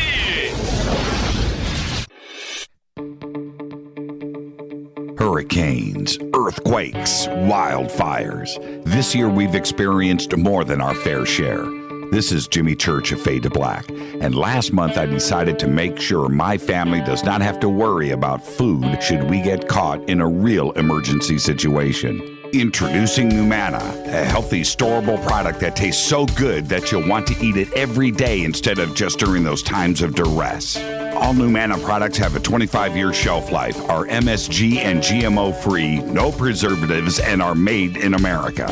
With the Numana pack in your home, you'll be able to sleep at night knowing that you've protected your family. Not only have I tasted and tested, I own it. Now you can too. Just click on the Numanna banner on jimmychurchradio.com and use the promo code Jimmy when you order. In addition to a discount, we'll send you an autographed Fade to Black t-shirt. Seriously, go Beckley Tappy. Do you want to be an official Fadernight? Of course you do. This is Jimmy Church of Fade to Black. Just go to our membership section at jimmychurchradio.com.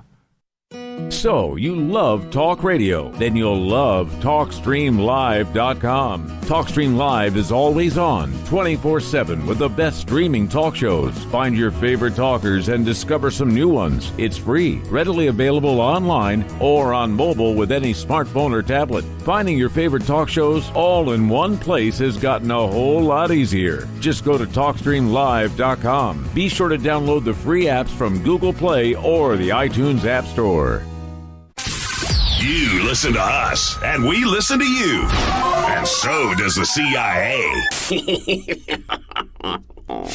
KGRARadio.com. If you have hard water, the lime scale not only leaves white spots, it clogs pipes and breaks down appliances, costing you hundreds of dollars in energy and wear. Eliminate lime scale and other water issues like brown staining and bad odors with HydroCare water products, available from Wave Home Solutions. Wave's affordable water systems don't use salts or chemicals. You'll love the way your water tastes, smells, and looks. Satisfaction guaranteed. For more information, go to bestwater123.com. That's bestwater123.com.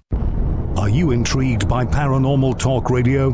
You'll love the new paranormal radio app from TalkStream Live.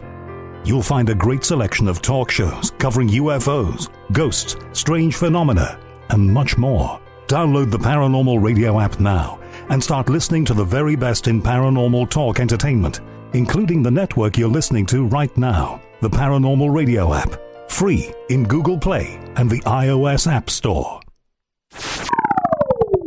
You are listening to Fade to Black with Jimmy Church on the Game Changer Network. Oi, oi, I'm Reese Evans. You're listening to Jimmy Church. This is Revolution. The revolution will not be televised. The revolution is on radio. Ciao.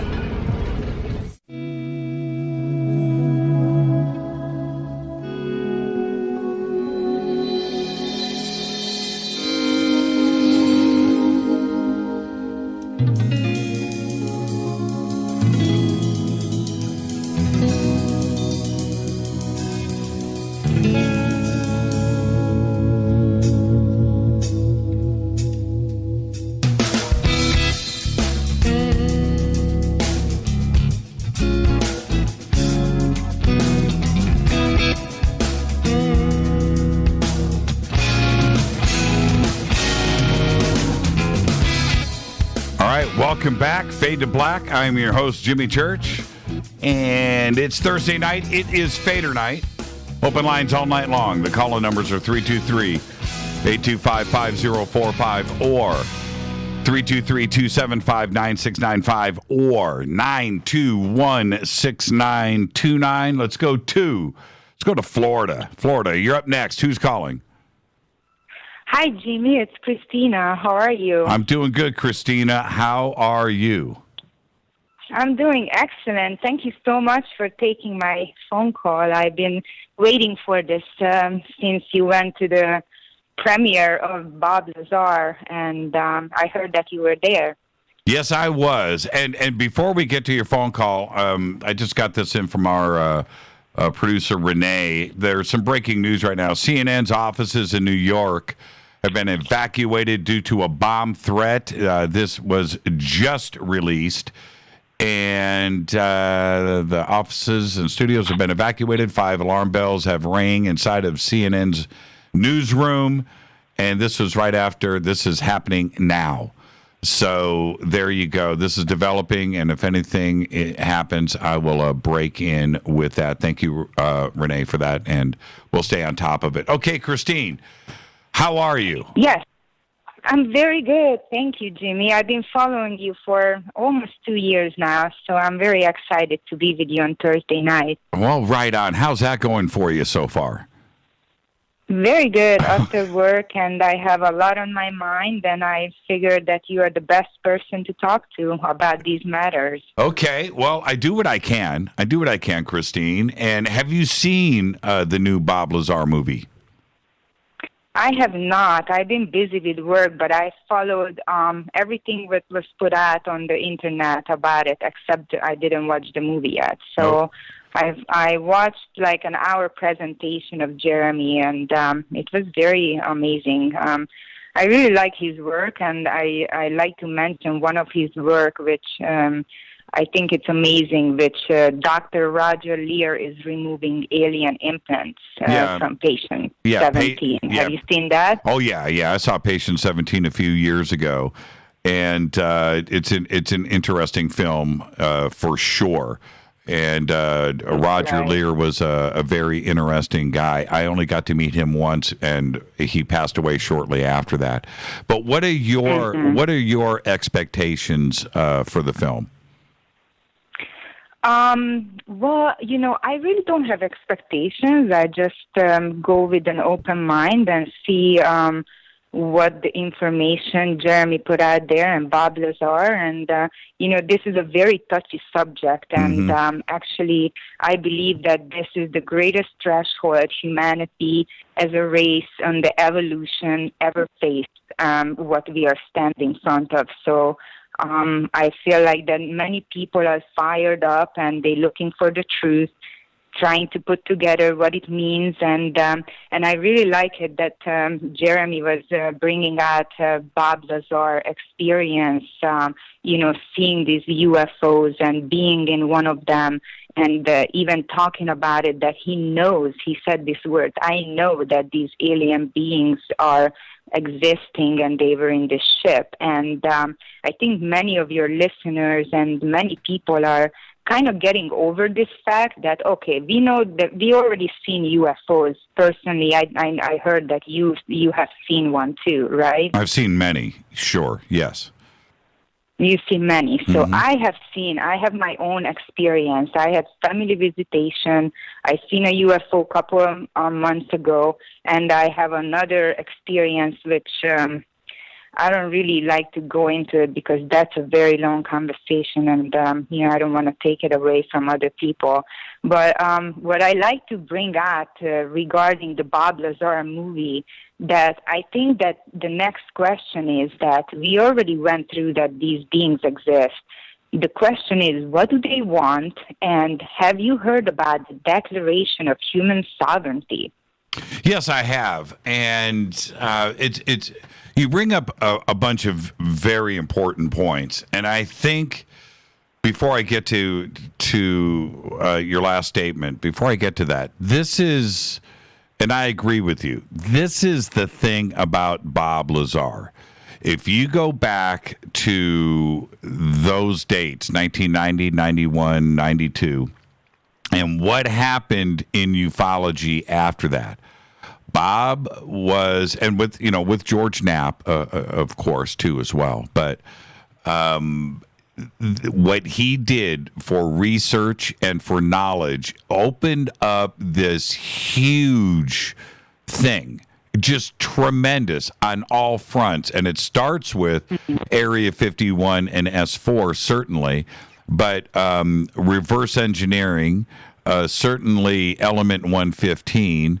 The fact that he had read that it was Zeta Reticuli and that they have been visiting here for at least 10,000 years, all of this opened up a huge amount of research for so many that it was it set the stage for ufology the way it is today.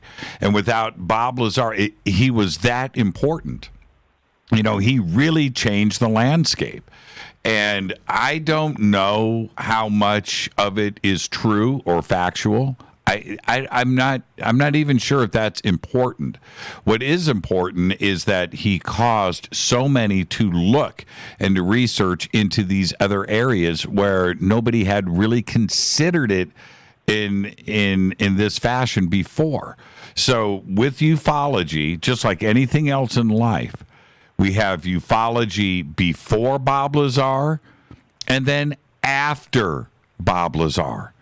And that he changed it, right? He changed it. It's like saying, there was music before Elvis and then music after Elvis, right? Elvis changed things.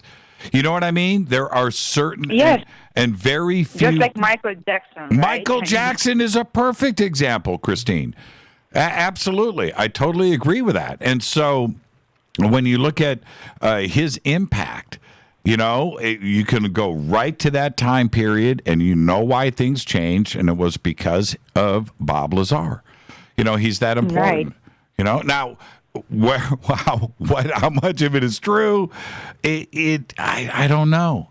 Only Bob knows. Only Bob knows. But it's I kind of like after when did this happen and Roswell and all of it. This is like almost going back like 80 years and even more. Let's just look at our modern time of ufology and when this is being really a concern and this being pushed on and hushed on. Let's call things on their name. This is my biggest problem is that 50 years of UFO research and people looking into this matter, how come that people cannot call it what it is? I like to call them out in a way that, first of all, you are penetrating in our airspace. These beings coming here in the middle of the night, uninvited, quietly, not telling us what their agenda is. So first of all, they are violating our airspace, right? You cannot go and fly over Russia or the Russian over America without having any kind of problems with their military Air Force planes and stuff. So therefore, we should have rules of engagements with these beings and say that, listen, you want visitation? You want to come here? What do you want? Who are you? When are you going to come? When are you going to show up? You're going to come over to my home? Then I want to know that what time you come in here. I want to know how long you're going to stay. I want to know what your agenda, why you are visiting. Right. Let's just be like square. Just like you make friends and everything, you're not going to let all those strangers into your home without asking what's going on. And the second of all, they coming into our home, taking people, abducting people, and I don't even know if I can call these violation out, but, these violations going into murder, rape, mutilation, and all of this, and this has been kept in secret. Now, all of us who are looking into this subject, they are asking a question.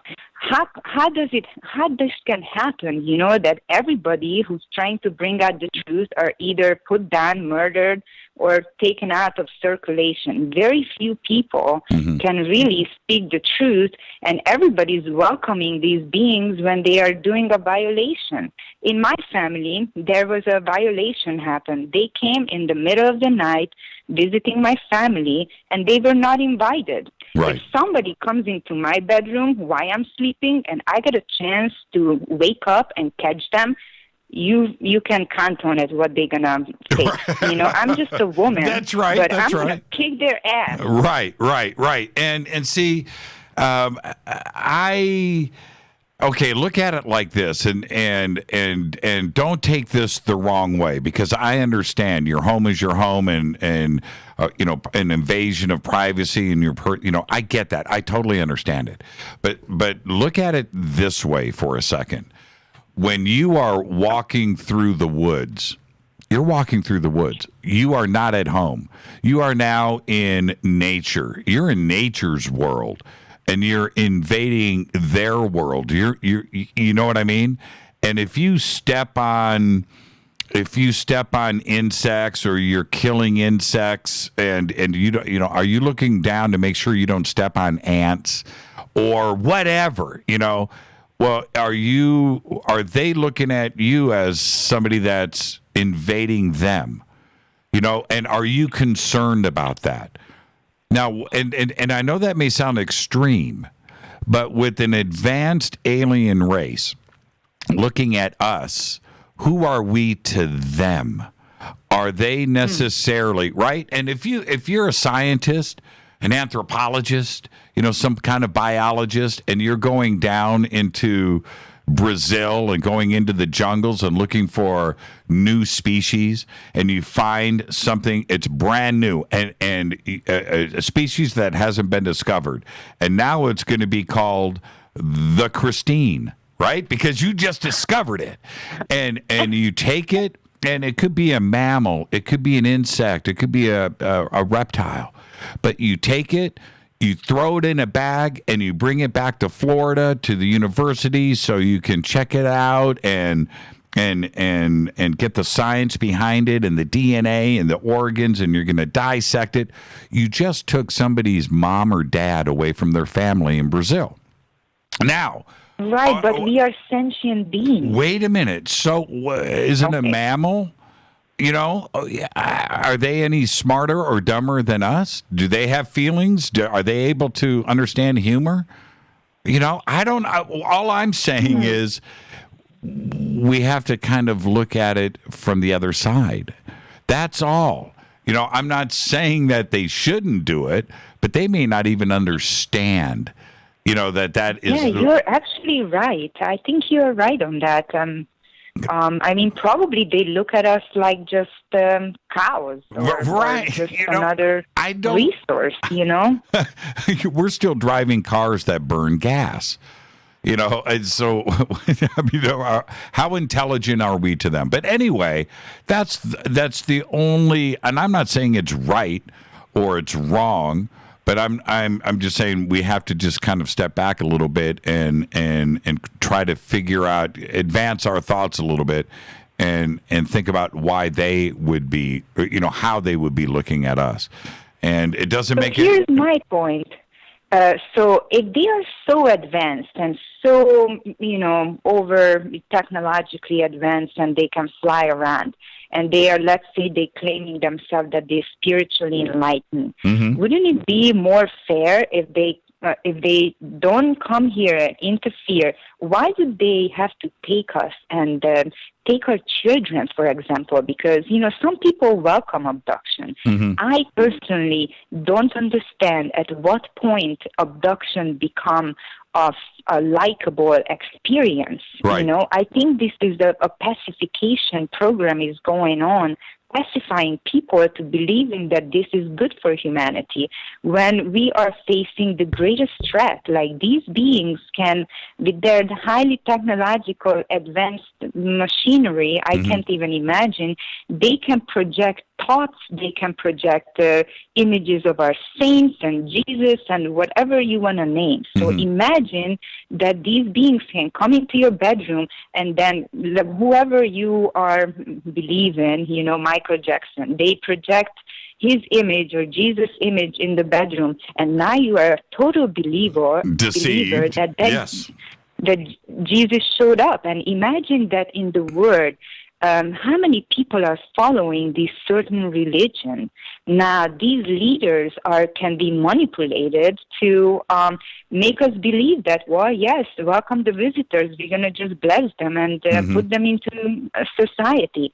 I think that's a very big mistake we are making. We only have one big chance to make contact with life, intelligent life, and I don't think it's happening on our terms. I mean, if they are so intelligent, they can give us advice, because yes, we abuse our nature. Yes, we have plenty of work to do, and we need to have a sustainable environment. We have to make sure that the species are not dying off. Like, every day, more than 1,600 species are dying, and we are basically destroying this beautiful planet. And there is a reason why there is no other planets being discovered in our vicinity in space, because we are living and sitting on the greatest enterprise which other beings want. Because the more advanced their technologic advancement, whatever it is, it means that they need to travel and seek for resources. every living being needs resources. You need to eat, you need to fuel your car, you need to make money, pay your rent, and all of these things, right? So they have to have resources to support their technological advancement or whatever they function with. And they need these resources from us. They need air, they need plasma, they need water. They might say that they overcome war and all of these things, but let's think logically, let's not lose our common sense and believe them.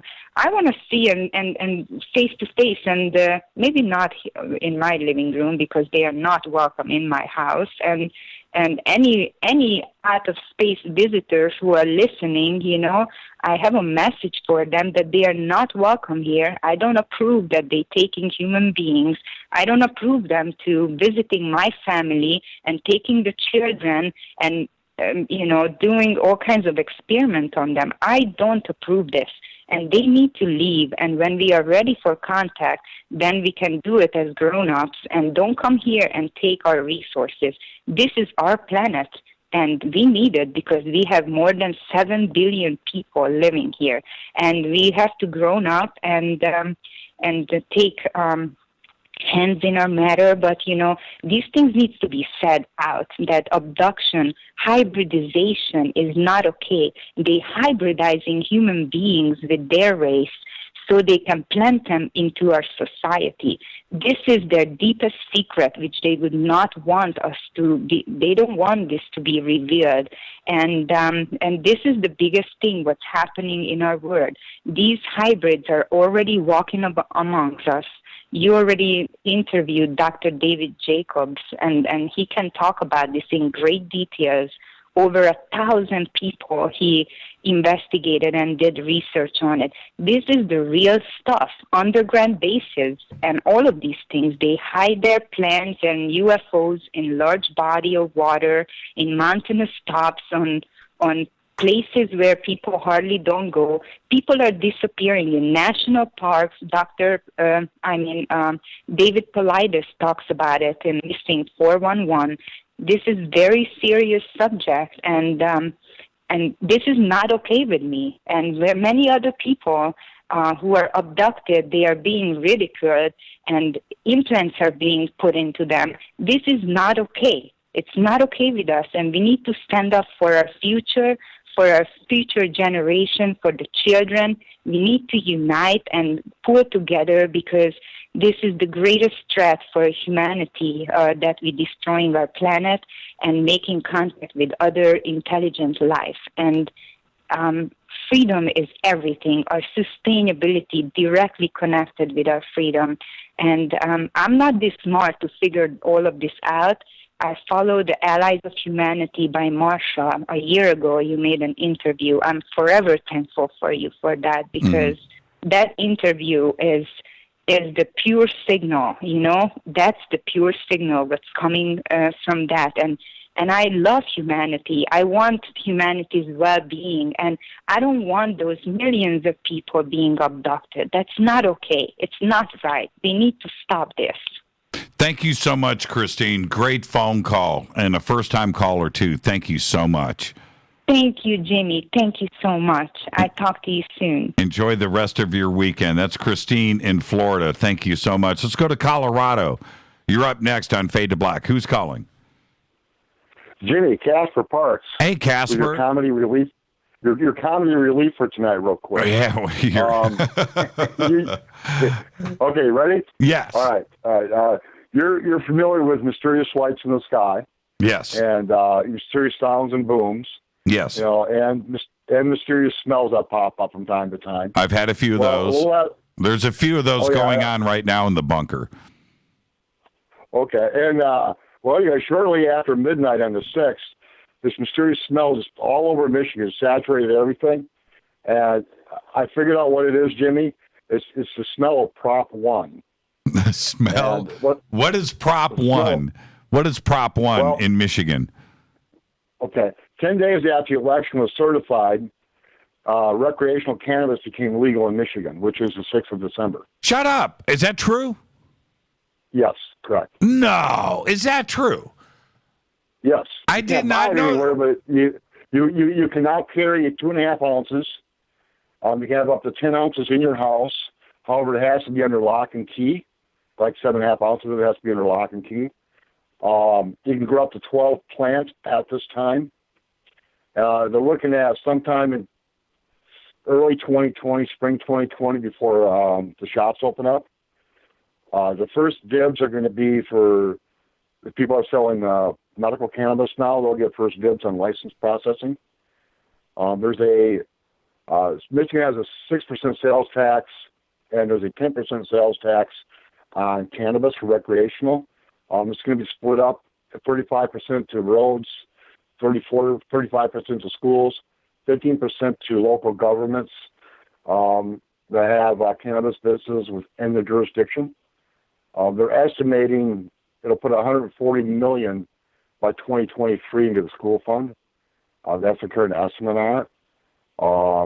But let me jump in. Let me jump in here really quick, Casper. Then we'll pick up. The all clear has been given after the CNN offices were evacuated. It was a phone call that said that there were 5 bombs placed inside of the CNN offices. There is now an all clear. Okay, Casper. So I'm reading. I did not know about this. Prop 1 made Michigan the first state in the Midwest to legalize the possession and use of recreational marijuana for aged 21 years and older adults. Individuals were permitted to grow up to 12 plants in their homes. Created an excise tax of 10%, like you just mentioned, that will be divided up between local governments, education, kindergarten through 12th grade, and road and bridge maintenance. The ballot initiative also legalized the cultivation, processing, distribution, and sale of industrial hemp. Municipalities were authorized to ban or limit marijuana establishments within their boundaries. Wow. So right now, Casper, you live in Michigan. What are you, as of today, December 6th, how much can you carry? 2.5 ounces. 2.5? See, we can only do an ounce here in California. So in Michigan, 2.5 ounces, what, in your pockets, in your car? Yeah, it has to be sealed. It has to be sealed. Yeah. And right now, they're still, like you guys say, everything is still working out yet through legalities and all that. Is in your car, can it be like, you can have a beer in your car as long as it's not open, you're okay. Right. And as far as cannabis goes, I believe they're still working on it. Can it be in your pocket? Does it have to be in a glove box? That kind of thing yet? I think it can just be in your pocket, is what I think. Wow. I'm understanding it. Now, what about right now? Can you go and buy some right now?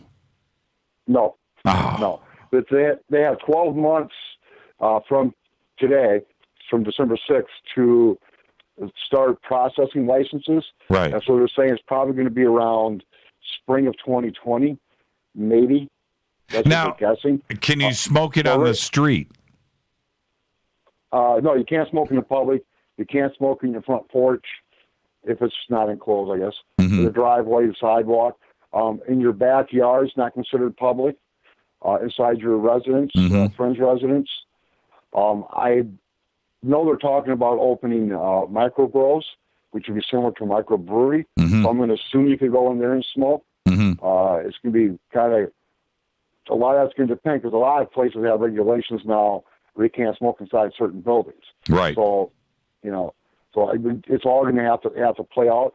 Right now, the lame duck in Michigan is trying. It's going to take 75% supermajority to change the law because the people voted on it. Right. And it was 56. Rounding it to the biggest number, it was 56% yes, 44% no. You know what, Casper, do me a favor. Stay right there. Let me put you on hold. This is just too important for us not to cover. So just stay right there. I got to take a break. All right? This is I'm excited, man. I'm excited. The good people in Holly, Michigan, right? Get to puff it out. All right, this is Fade to Black. We're talking about Prop 1 up in Michigan. December 6th is the day. We'll be right back. Stay with us. Hi everybody, this is Rob Halford, the Metal Guard on JimmyChurchRadio.com. This is KGRA Digital Broadcasting Station, Salt Lake City, Utah, Van Buren, Arkansas.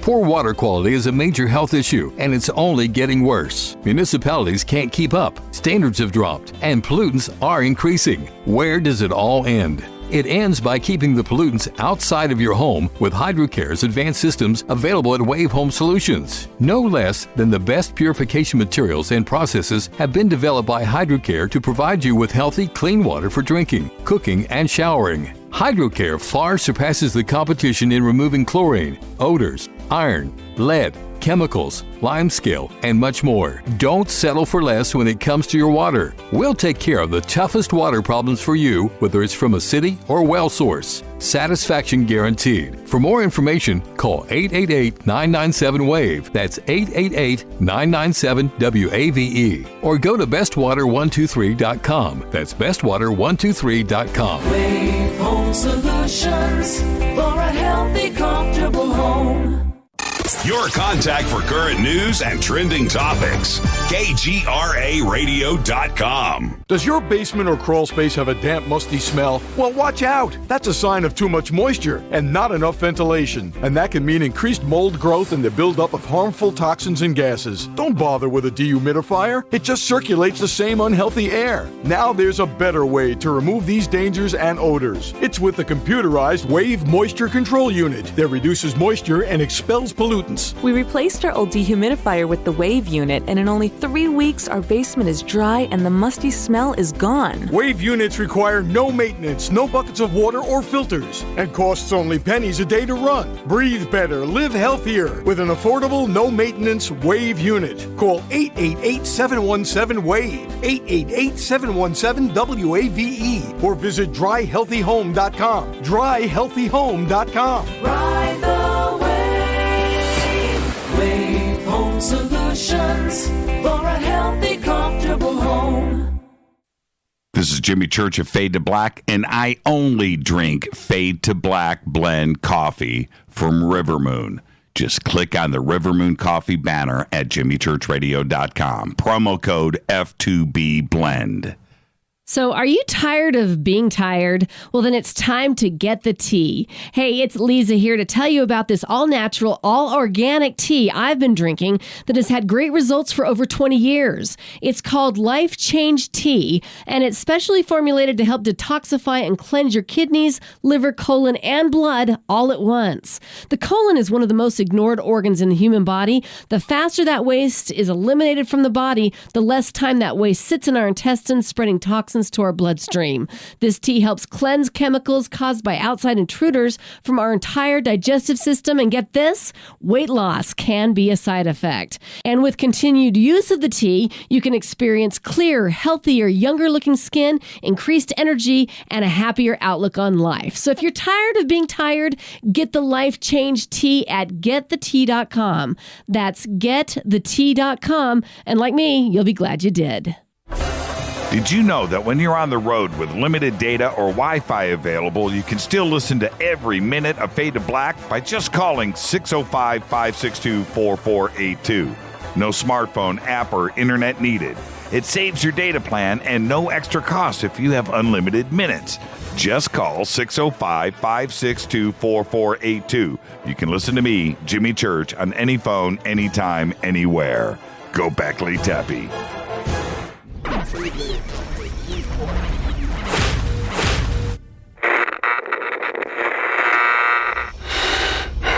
You want to know a secret? I love ponies. I really love ponies. I'm serious. I couldn't stay sane without ponies to brush. Why Fade to Black? Because you never got that pony, damn it. This is Fade to Black with Jimmy Church on the Game Changer Radio Network and KGRA, the Global Radio Alliance.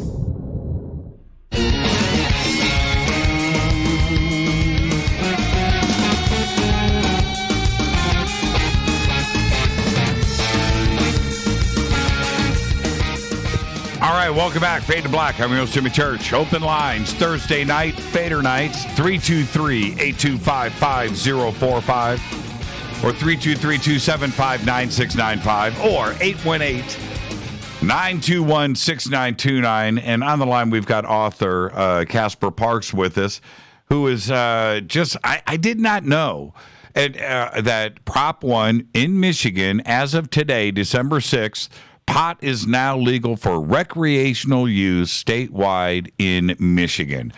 And that's incredible. Now, Casper, we'll get back to that in a second, but don't you think it's about time that the feds, that we just make this nationwide, right? I mean, did you hear the story that broke 3 days ago, that the company that owns Marlboro now, whoever that is, R.J. Reynolds. Yeah, no, it's another company. Starts with an A. It doesn't. Is it? Oh, okay. It doesn't matter. Yeah, we all think R.J. Reynolds, but anyway, is making a move on the big cannabis company up in Canada. Right now, seriously, they've got Coca-Cola's been talking about doing this too as well. And this is there's a certain amount of money in it. There's a lot of jobs that are in it. I get all of that. There's the health benefits. We have the CBD side of it. There's the whole health and wellness industry too as well. Big Pharma's probably going to really get involved in this. But it's something that needs to be a federal mandate. Let's just make it legal across the United States and be done with it. Right, which brings me to this. We're in sync tonight, Jimmy, really well, actually. Okay, because right now I'm at regulateMichigan.org, which is where the law is at, and I'm like looking right at it, reading it. A micro grower can get a license for up to 100 plants. Class B, up to 500 plants. Class C is 2,000 plants. They can't have more than 5 grower licenses of any type at the same time through 2023. Then that will increase. And what they've done now, because you're talking about big corporations, okay, and to change this law now because it was voted on by the voters, it's going to take, I believe it's 75% of the supermajority, not just half, but actually a supermajority, to change the legislation. And the week that we're finishing here, they've introduced legislation in Michigan. I can tell you the guy's name that introduced the legislation if someone wants to look it up. Is they're trying to change the Prop 1 where you can't grow cannabis at home anymore. They want to make that illegal. And the micro-grow operations, they want to make that illegal. So you have to get one of the big corporate licenses almost, or big business licenses, and you have to cost a lot of money with fees plus setting up facilities to grow. So it's almost like they're trying to cut out the small business guy. But it's going to take, like I said, 75% to pass. It's probably not, but it's something we need to watch between now and the 20th of December to see if they push it through. But yeah, it's really going to be amazing. I think that a lot of cities here, I think the estimate's over 80% are opting out not to have businesses in them. Grand Rapids, though, is opted in already. I think Kalamazoo's going to opt in. South Haven, I think, is opting out. Howell's opting out. Grand Haven's opting out. I think that those 3 cities along the coast, with white sand beaches, I think they're making a mistake opting out because they get a lot of tourism from Indiana and Illinois up there. But you had something else you want to ask me about this topic, Jim? Well, see, there's a part of me that is overjoyed, right? Like rejoicing. I am so happy about this. There's that part.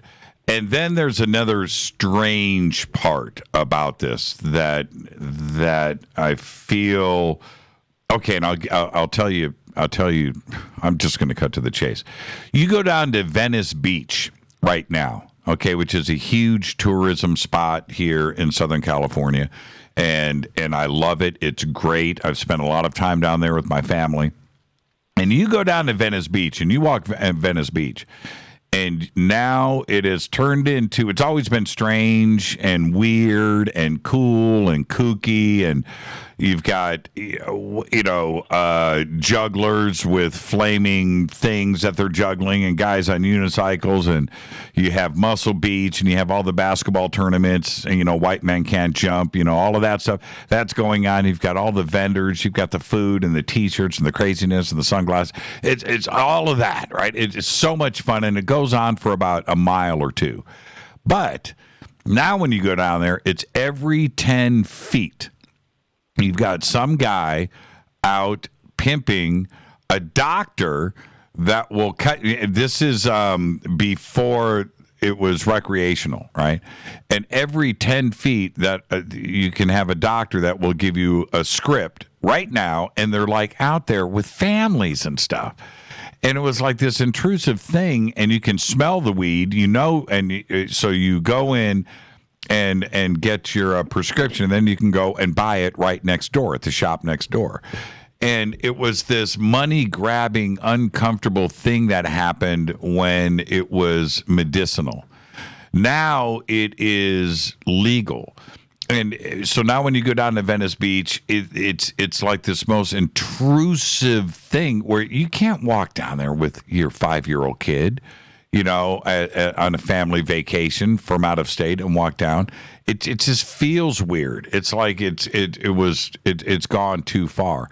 Most of the marijuana shops, the pot shops around here, are totally sophisticated and cool and upscale, and you walk in and it's fun, I'm just glad that it hasn't gotten out of control. Right, because I think there's a certain responsibility, just like with alcohol and other things, where you still need to be an adult about this, and Michigan can learn from that. I know that Colorado went through their aches and pains with this, and it's always been pretty, and Seattle and Washington. And so now it's statewide and it's legal here. So you need to learn from that, and Michigan take some baby steps here. Don't go all in, right? Don't go all in yet, and don't free for all it. Yeah, I think someone mentioned in the speaker chat, is you're going to carry weed in Michigan, you should probably put it in the trunk. She's probably right. They're already talking about cracking down on public use. That's like a big thing here. I mean, that's like on the news all the time. They keep hammering that no public use. It's like $1,000 or $1 fine or something like that. It's not cheap. you get using it in public. It's not cheap. Right. So they're already. I think they've already learned that lesson from that. Right. Then the difference now, marijuana is spelled with a J and with an H. And when I was researching today, one of the reasons I came up with that was they did the marijuana tax, federal excise tax was done in 1937 in Michigan anyway. And that's how they spelled it, was with an H. And I guess the J came later. Twitter will probably correct me on it pretty soon. But I think if you look at some of the old posters or the old film from Reefer Madness and all that, I bet it's I haven't looked at it yet, but I wonder if it's spelled with an H versus the J. And some of the governments were saying they were doing the H for the spelling just to keep a reference for searches to track, cannabis or marijuana through the history of the United States. That's interesting. I did not know that. I've seen it spelled both ways. I'm looking at the votes here. Yes, 2.3 million, no, 1.8 million. So it's pretty overwhelming, 55% to 44%. So it definitely, the public has spoken. And I bet if we did a national vote, it made some kind of federal national vote like we, for the president, it would pass. It would pass. Yeah. The other.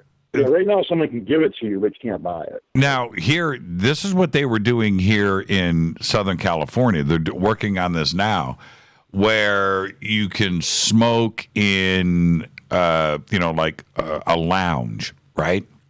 So now there's a certain push here. I don't think it's happened yet, but they're talking about this is like imminent. Having a section of you can't smoke at a pot shop. right? That's out. That's out. You can't do that. You smell the weed burning, but you're not supposed to smoke. But like if there's a smoking patio out back of a bar where you can smoke weed, or there's some kind of controlled ventilated room where you can go in and smoke weed that doesn't affect the rest of the people in the establishment. And so that's right around the corner here in Southern California, pot bars. And now this is the other, just like drinking and driving, the other concern with this, although I don't know if anybody's gotten too high yet where they've crashed their car. I wonder what the stats are with that. DUIs with pot. But that's one of the things that they are stressing down here. You can't drive high. And if you think it's legal to smoke and drive, it is not. Now, I don't know how they test for that or how they would know. And if you go and get in a car accident and they take a blood test, there's no alcohol, but they find pot in your system, what happens with that? I know it's illegal, but what are the tolerances? How much pot is an impairment? I don't know. But that's the other thing. So if you're going to go smoke at some pot lounge. They're running a test on saliva right now for that, like a breathalyzer. Right. That's it? And can they process it on the scene? Yeah, that's what they're saying, but I think there's been some argument how accurate it is. Because, THC stays in your system for quite a long time. Mm-hmm. So it stays in your liver, I think, right? It stays in your liver? Stays in your fat cells? I think. Yeah. Well, that's my concern. This is the weed that is out now isn't the weed that you and I grew up with, right? Panama Red, Colombian Gold, right? That whatever. Today, it's all this atomic stuff. It's crazy. Mad scientists are creating these hybrids and these strains, and it's so good and so strong. And if you go into a pot bar and you're just puffing up, and then go out and get it in a car and drive. That's I don't know. And I don't want to poo-poo on this whole thing. And I don't want to sound like my dad or my parents. I don't want to do that because I'm not. But it's like we need to learn from this a little bit. I think baby steps, because I've wanted pot legalized my entire life. Right? I just have. Yeah, it's so different now because when you and I really smoked back in the day, you had seeds to sort out, you had the stems of seeds, and now I guess the stuff doesn't even have seeds in it anymore. It's like seedless, like seedless watermelon. Mm-hmm. So I guess there's been a lot of changes with it. So, but the stuff I was smoking back like in the 80s, early 90s, when I was at the rehearsal studio. I met Jack Hare a couple different times and visited with him. He was cool. That's the guy that wrote The Emperor Wears No Clothes. He's passed away since. Yes. Well, I remember, and I'm going to let you go here in just a second, but and thank you for the phone call. But I remember one of the cool things about going to a rock concert is you didn't worry about taking weed there, right? Everybody smoked, everything. But when you got there, joints for $1. All you had to do was just hang out somewhere inside of the arena, and some guys coming by, walk, you know what I mean? $1, joints for $1. And it seemed like it was open. There was no concern about it. And I'm talking about 1980, 79, 70, 78, 81, 82. But it was open, and there wasn't a concern. Look, if the police wanted to go in and make a bunch of pot arrests, just go to a Black Sabbath concert, and go in, because the whole place is full of smoke, right? And so I'm not saying that I'm trying to downplay the fun factor of all of this. Pot is legal here in California. You can go and buy it. You can go and shop for it. You can go and have fun. It's legal. You can drive around with it. You can do whatever. But having pot bars, and it feels a little strange to me, like we're pushing it a little bit too fast. Do whatever you want at home, chill out, go and buy it legally. There's no stress. But let's take some baby steps here before we get too ahead of our skis. All right. Well, thanks for the review on the Bob Lazar. I'm gonna, as soon as that comes up for rental on like Amazon or somewhere, I'll rent it and watch it. Yeah, let me know. And, let me know what you think. It's okay. It's okay. Just I remember back when his story first broke. So, but I should let you go. You got other callers. So. Yeah, just don't. You've already heard me say this enough, Casper. Don't go in with any expectations. I had expectations and I was let down. But if I went in without any expectations, I'm going to come out okay. It would have been fine. So just go in without any expectations. Watch it, and then let me know what you think. Okay, I'll do that. Listen, thanks again for taking my call. Have a good Fader weekend, everyone. Yeah, there you go. Thank you so much, Casper. Pot is legal in the state of Michigan. I'm looking at it right here. Prop 1. Congratulations. Times are a-changing. All right. I think I got Neil on the line. Neil, is this you? Yeah, this is me. How you doing, Neil? I'm doing okay. I guess the aliens in Michigan can get high now, huh? Well, it's certainly legal. It's certainly legal there, Neil. All right, so what's on your mind tonight? Well, the thing that's the main issue that I really have to do is the money issue of the world government and World War III is about to happen. One reason why we're having a lot of immigrants leaving different countries is you have, artificial intelligence taking over jobs like farming and all kinds of stuff. In the next 10 years, artificial intelligence is going to be taking over a lot of people's jobs in the higher sector, right? Mm-hmm. And the thing is, we have to have a world government where everybody gets free, the homeless. You got to start with the homeless. Everybody gets a free home, free electricity, free food stamps, right? Free education and free medical. It's five things. What happens is that's plan A. Plan B would be people that work at McDonald's, low end, minimum wage stuff. They would get the same thing. Then plan C would be you'd have to take something from the plan C because they make a lot more money, But this has to be worldwide, to stop this chaos stuff. And see, the reason why the governments are fighting like Russia and China and America and all the other countries is because of oil and money. That's a big problem, Mm-hmm. And the other thing to stop the World War III is if we start fighting these invisible aliens, because I got a vision, I know how to stop. We have to stop this world war because our leaders are ignorant, stupid. You know what? Oh, but Neil, I like to say a lot of. Yeah, Neil. I need to rope you back in for a second. Let's come back to center.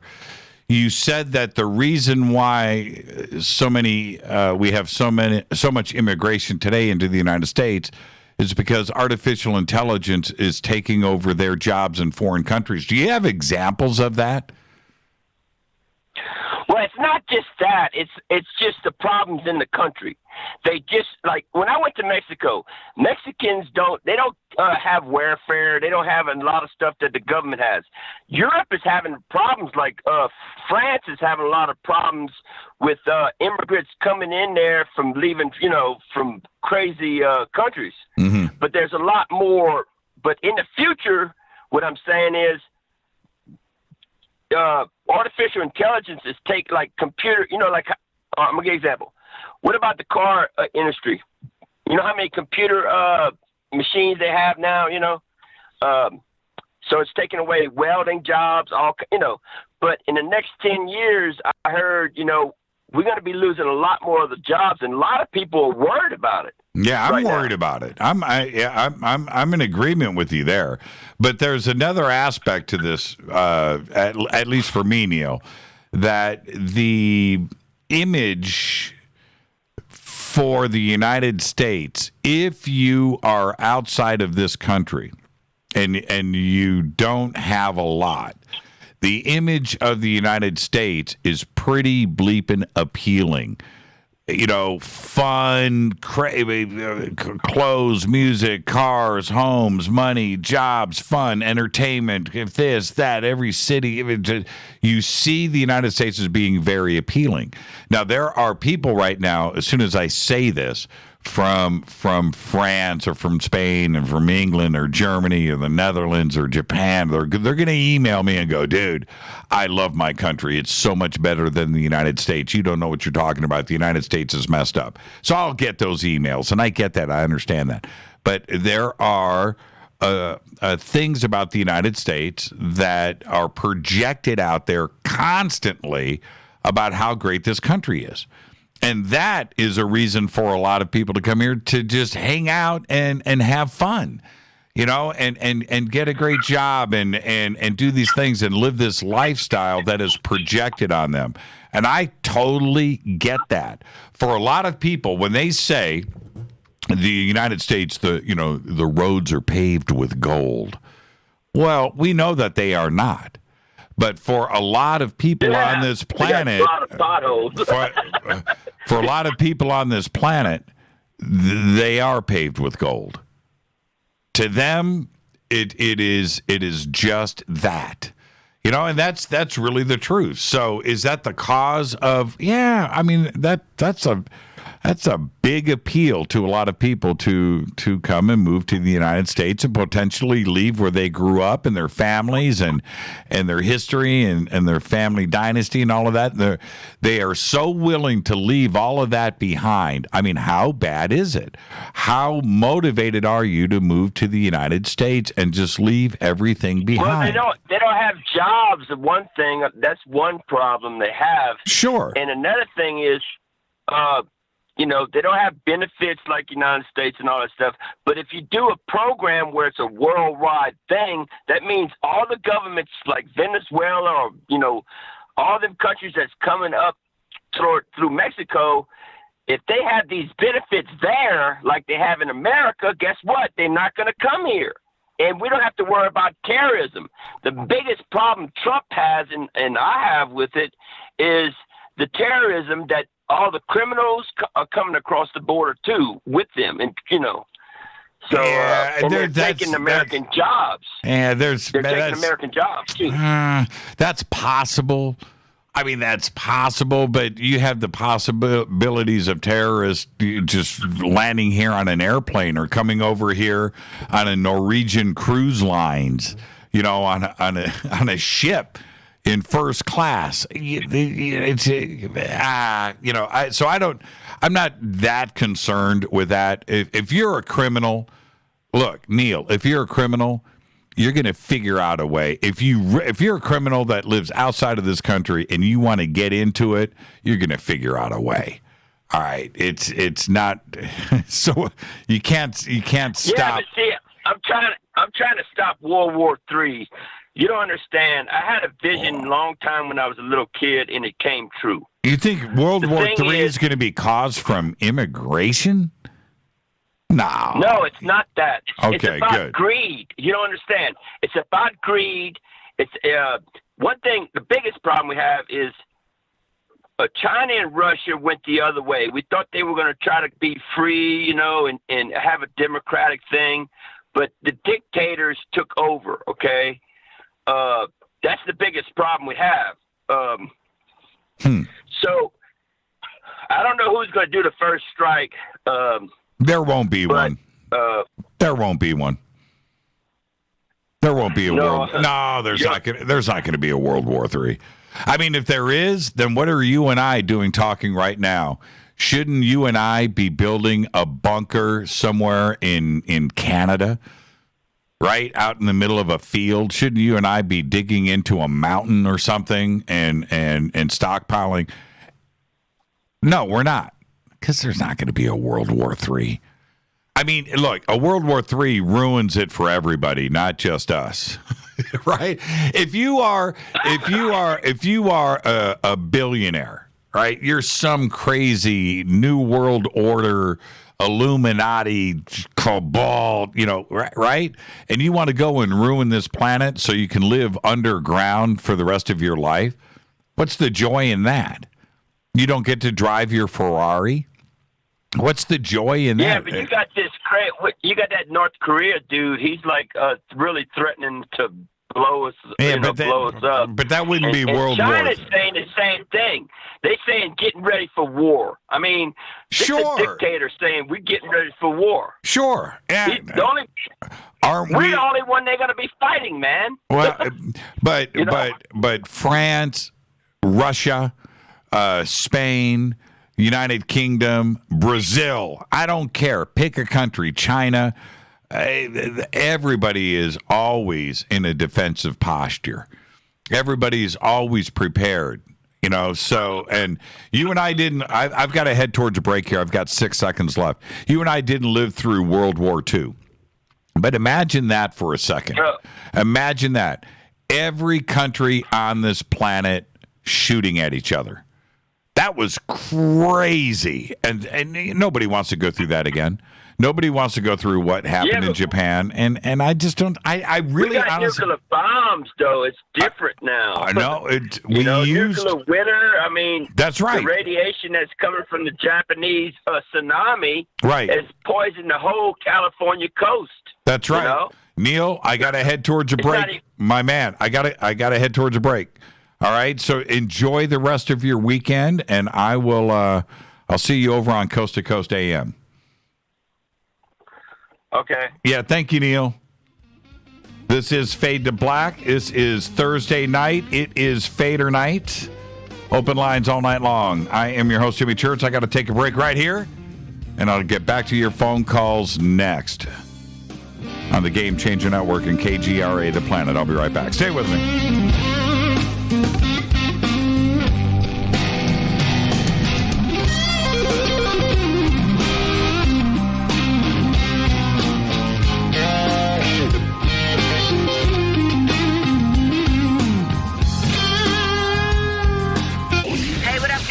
Vivica Fox here, and you are listening to my boy, Jimmy Church, on JimmyChurchRadio.com.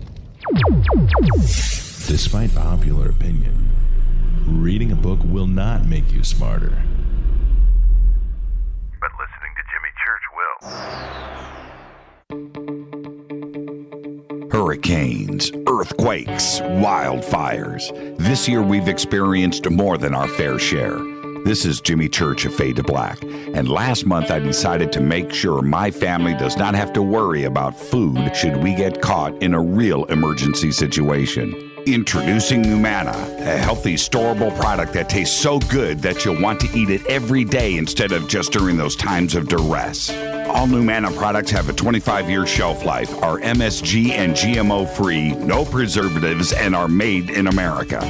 With the Numana pack in your home, you'll be able to sleep at night knowing that you've protected your family. Not only have I tasted and tested, I own it. Now you can too. Just click on the Numana banner on JimmyChurchRadio.com and use the promo code Jimmy when you order. In addition to a discount, we'll send you an autographed Fade to Black t-shirt. Seriously, go Beckley Teppy. This is Jimmy Church of Fade to Black, and I take Life Change Tea supplements every single day. It's what I do. Click on their banner at JimmyChurchRadio.com. When you take the beans from Central America with dashes of Indonesian and African mixed in and then roast it to the dark side of Fade to Black, you create the ultimate brew of fringe. Introducing the Fade to Black blend from River Moon Coffee. Yes, River Moon's darkest customized roast was created for the love of Fade to Black.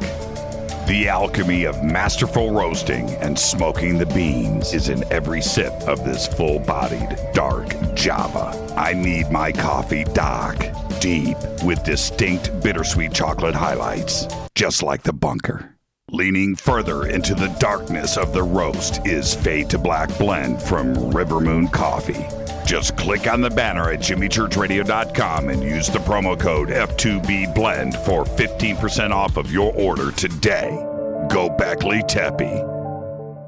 Hi, folks. CBD is the home run hitter for health right now. Why, you ask? Because of what it does for the body. Unfortunately, I can't tell you all about the benefit. You know, there's reasons. Do your due diligence and log on to ancientlifeoil.com. That's ancientlifeoil.com. Ancient Life Oil uses organic ingredients and is blended in coconut oil for some of the best benefits. Legal in 50 states and non-psychoactive. Log on to ancientlifeoil.com. That's ancientlifeoil.com.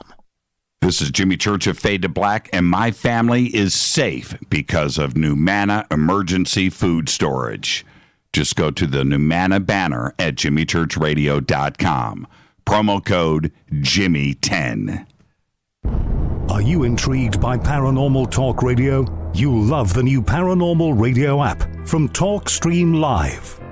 You'll find a great selection of talk shows covering UFOs, ghosts, strange phenomena, and much more. Download the Paranormal Radio app now and start listening to the very best in paranormal talk entertainment, including the network you're listening to right now, the Paranormal Radio app, free in Google Play and the iOS App Store. Erica, Brittany, Gabby, and you're listening to JimmyChurchRadio.com. It's not a lifestyle we chose. We were born this way. KGRARadio.com.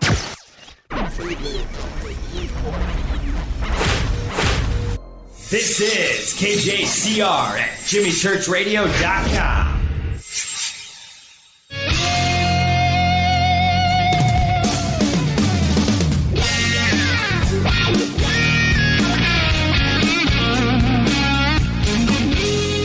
Welcome back, Fade to Black. I'm your host, Jimmy Church. Thursday night, Fader Night, one segment left of open lines, 323-825-5045 or 323-275-9695 or 818-921-6929. And it's funny, I turned on one of the monitors here for CNN with this bomb threat.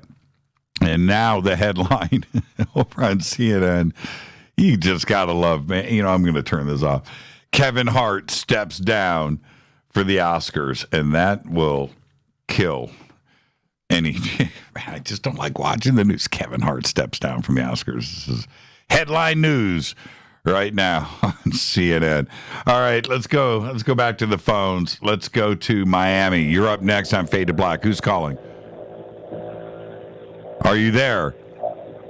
Hello? Yes. What? I'm actually in Melbourne, Florida. My name is Tom. Okay, but Tom, are you on a boat? What is the noise? Yeah, I am on a boat, actually. Let me move forward so that it'll be a little clearer. You're on a boat in Melbourne, Florida right now. At this very moment, yes. Wow, that's Is that better? Yeah, it's pretty nuts. It's a little better. I think we can deal with that. What's on your mind tonight, Tom? Okay. Well, I mean, you're a big name in the paranormal genre, UFO paranormal genre. And one of the things I've noticed, across the board, every race is represented, but I haven't seen any African Americans hosting shows or giving conferences and such as that. And I'm wondering if you've also noticed that. Yes, I have, of course, and I've commented on this in the past. But there are a few. I mean, Billy Carson is one of the biggest names in ufology right now. And look at, Barry Littleton, just a phenomenal guy and an experiencer and abductions and stuff like that. So, but I agree with you. It seems a little strange when you go to a UFO conference and you will see everybody there represented, right? It's definitely a rainbow coalition, but there has been. Look at Damon T. Barry. His video series is incredible, but he's singular. And I've asked Damon this very question. I've asked Barry this question. I've asked Billy Carson this very question. So you're absolutely right. I totally agree with you. Yeah, it's. I mean, Asians. I mean, Japan alone, look at them. I mean, they've got just about every channel over there has UFO content. UFO shows. Yeah, you're right about that. And India, big in it. Latin America, you've got Jaime Maussan is covering all of it now. Right. But like, name one world presenter from Africa. Yeah. I asked, and I'll be straight. I asked my producer here, Hilton J. Palm. He's black, and I said, Hilton, if you saw a UFO, I asked him. I said, where's the black segment of the UFO community? And I asked him. I said, so if you saw a UFO, would you talk? He said, man, no, it's part of our culture. We just wouldn't bring it up. We wouldn't even admit it. And he said it's the same thing with like ghosts. We know ghosts are real, but if we see one, we're not going to talk about it. Yeah, I've got a friend from Haiti, and I asked him, if a UFO came down in Haiti, what would you do? And he was always cracking on Haiti. He said, well, we'd probably eat them. Right. Yeah, that's actually kind of funny, but it is. But I recognize this, and I see it across the board. Look, I don't have. I take so many phone calls throughout the week, and of course I'll be over at Coast to Coast this weekend, and you can imagine how many phone calls that I take over there, and I don't. It's generally a white audience in a general sense. Do I get a huge amount of Asian phone calls or American Indian phone calls or Indian people from India? Do I get these phone calls? I don't. African American, black, I don't. They come in once in a while, but no, I would say in a general sense, you are correct. Yes. I can't explain it. It's a huge market. Yeah. It's a huge market. I can't explain it. Look, when I go out and do a night watch with a huge, crowd, 100, 200, 300 people, it's a white audience. It's a white crowd. I don't know. I can't explain it. Yeah, I went to a conference over here in... Speak up. It was I went to a psychic fair over in Orlando. It was in the middle of a predominantly black area, and it was whites and Hispanics. Yeah. I don't know. And see, you bring up a really good point. The UFO culture and community that is in South America, Central America, there's no question it is very large. Jaime Maussan is very popular. They have networks in Brazil, and it's covered. And so you would think that there would be a Latino community that is, represented at these big UFO conferences. And, there's a certain amount, but it's not what you would think that it should be. So I don't know. I can't explain it. I really can't. It's a very good point, Tom.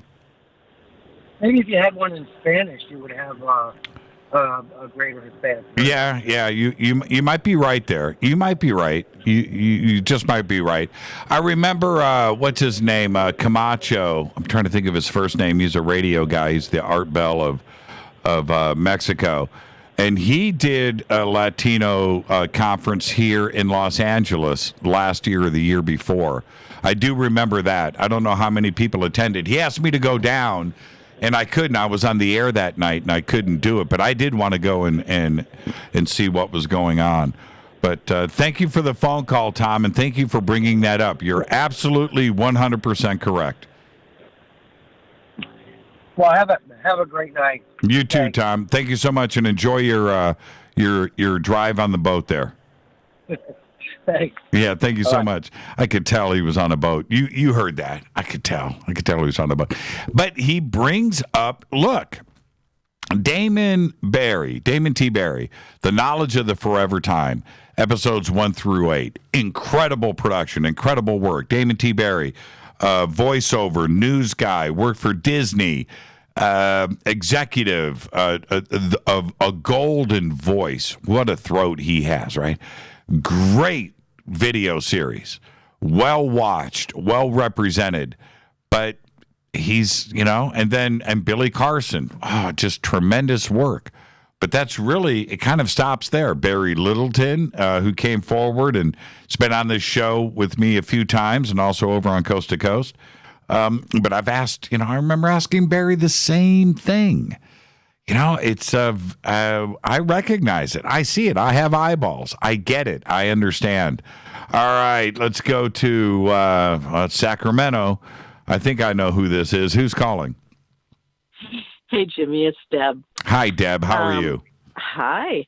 I think I was going to address something else, but I think I have a theory about why a lot of black people don't talk about UFOs and the ghosts and all of that is because a lot of the black people that I grew up with, I was raised in a Southern Baptist church, and a lot of the black community are religious.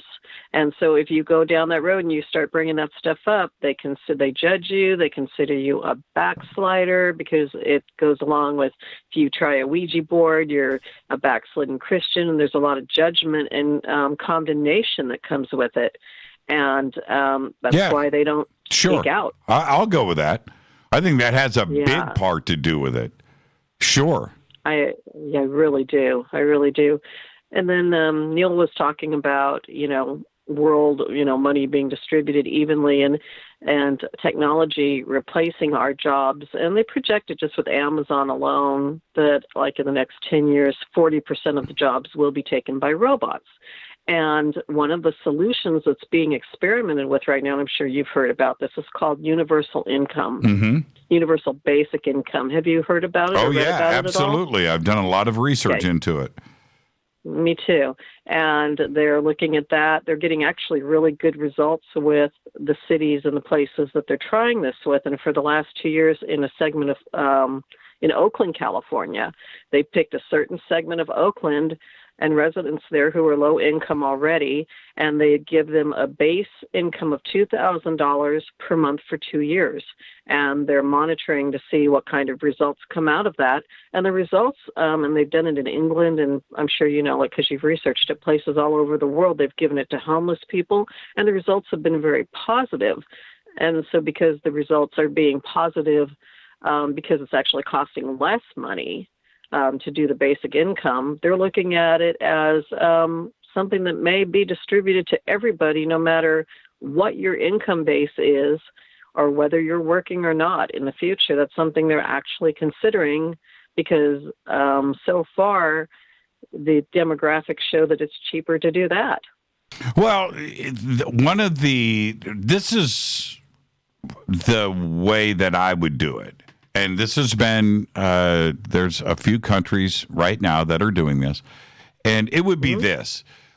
If you establish a poverty line, right? What is low income, right? And it would be different from, here in LA, it's very expensive. So what is, the minimum wage here in LA is just like, it's dumb. It doesn't even make any sense. So nobody can live on a minimum wage in LA, but of fortune, people somehow manage. But then there's other segments of the country. And so if you establish like this poverty line for your area, whatever it is, and then you go to work, and then whatever that difference is, right, that we would make up the difference.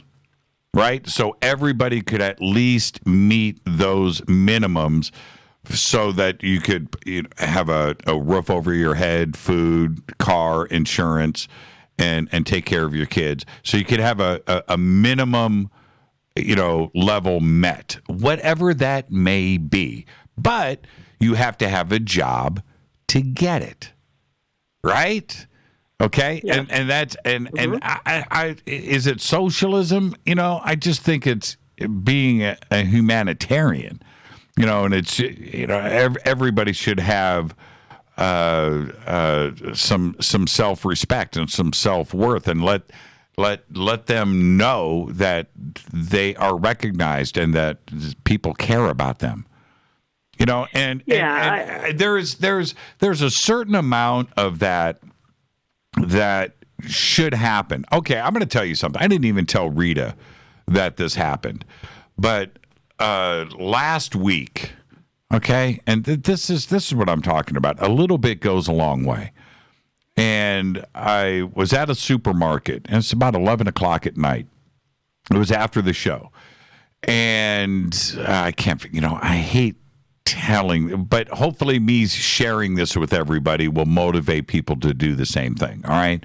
I don't deserve a medal or anything like that, but like I said, I didn't even come home and tell Rita that I did this, but I'm in line, and the lady in front of me, she's probably 65, 70 years old, and she buys like $20 worth of groceries or something. And one of the things in her groceries was this wreath. And it was a wreath that was made out of a plant, and it was in a little red planter pot. It's about 1 foot tall, 2 feet tall, and it's this red wreath thing. And the lady rings it up, and she goes, "Wait a minute, how much is that?" And she goes, "It's $13.99 or whatever the number was, $14.99." She goes, "Oh, I thought it was $9.99." And she goes, "Well, do you want it?" She goes, "No." And so the lady put it to the side. And I step up, and I'm ringing up my groceries. And I turn to her as she's walking. I said, hold on for a second. And she goes, "What?" I said, "Do you want that?" And she goes, "No, you can have it." I said, "No, I'm asking you, do you want this?" She goes, "I wanted to buy it for my daughter, but I can't afford it." I said, "Well," I said, "Take it." She goes, "What do you mean?" I said, "Take it." Now, behind me in line, there's like 20 people. They applaud, right? And I was like, wait a minute, stop. It's not a big deal. But I picked it up. I said, "Ring this up." And she rang it up, and I handed it to her. She comes up to me crying, hugs me, and I just wanted to, I was going over to my daughter's house tomorrow, and I just wanted to bring her something, and I couldn't afford it. Just thank you. You know, can I have a hug? I said, "Of course you can have a hug." And now look, it's a couple of bucks, right? It's not even the point. It's that if everybody, sometimes you just want to be recognized. You want people to know, that you are around and that you exist. And that's my point. Do it once in a while. It's not that big of a deal. Right. I did the same thing I did the same thing last week. You talked about before, there's a guy who I see regularly at the fast food places, and I was going to get my dinner at Chipotle, and here he is out there with his cart, in the cold, and I stopped. "Hi, how are you tonight?" And I said, "Are you hungry? What would you like?" And I got him dinner, and it's like they're so grateful. It's like, what's so hard about showing a little bit of compassion for people on a daily basis? The opportunities are out there. Right. We may be the golden country, but there's homeless people everywhere. Right. And I'm so glad the people in line, hopefully everyone that applauded that you did that, hopefully it touched them so that it will carry out with them, and they'll remember that it made them feel good to see you do it, and they'll go do it and spread it along, because we all need to start helping each other. And the humanitarian thing, it's just having compassion. Mm-hmm. Mm-hmm. Yeah. I've done that so many times in line when I'll usually do it by myself. I just don't, and my point, if I see that go down, I remember, this is last year. Again, I didn't tell Rita about this. Was she with me? No, I was by myself. In front of me in line, same supermarket, by the way, right? Same supermarket. In front of me in line was, I think it was like a grandmother and her grandson, because she was older and he was like 8. But they had a ton of cat food and dog, not a ton, but, I don't know, 10, 20 cans of cat food and this and some kitty litter and some other stuff. And they go, and her credit card, right, isn't going through, or her ATM card, right? Now, the kid is a kid. He's like 8. Right? So, and he's looking at his grand. She goes, okay, we can't buy this stuff.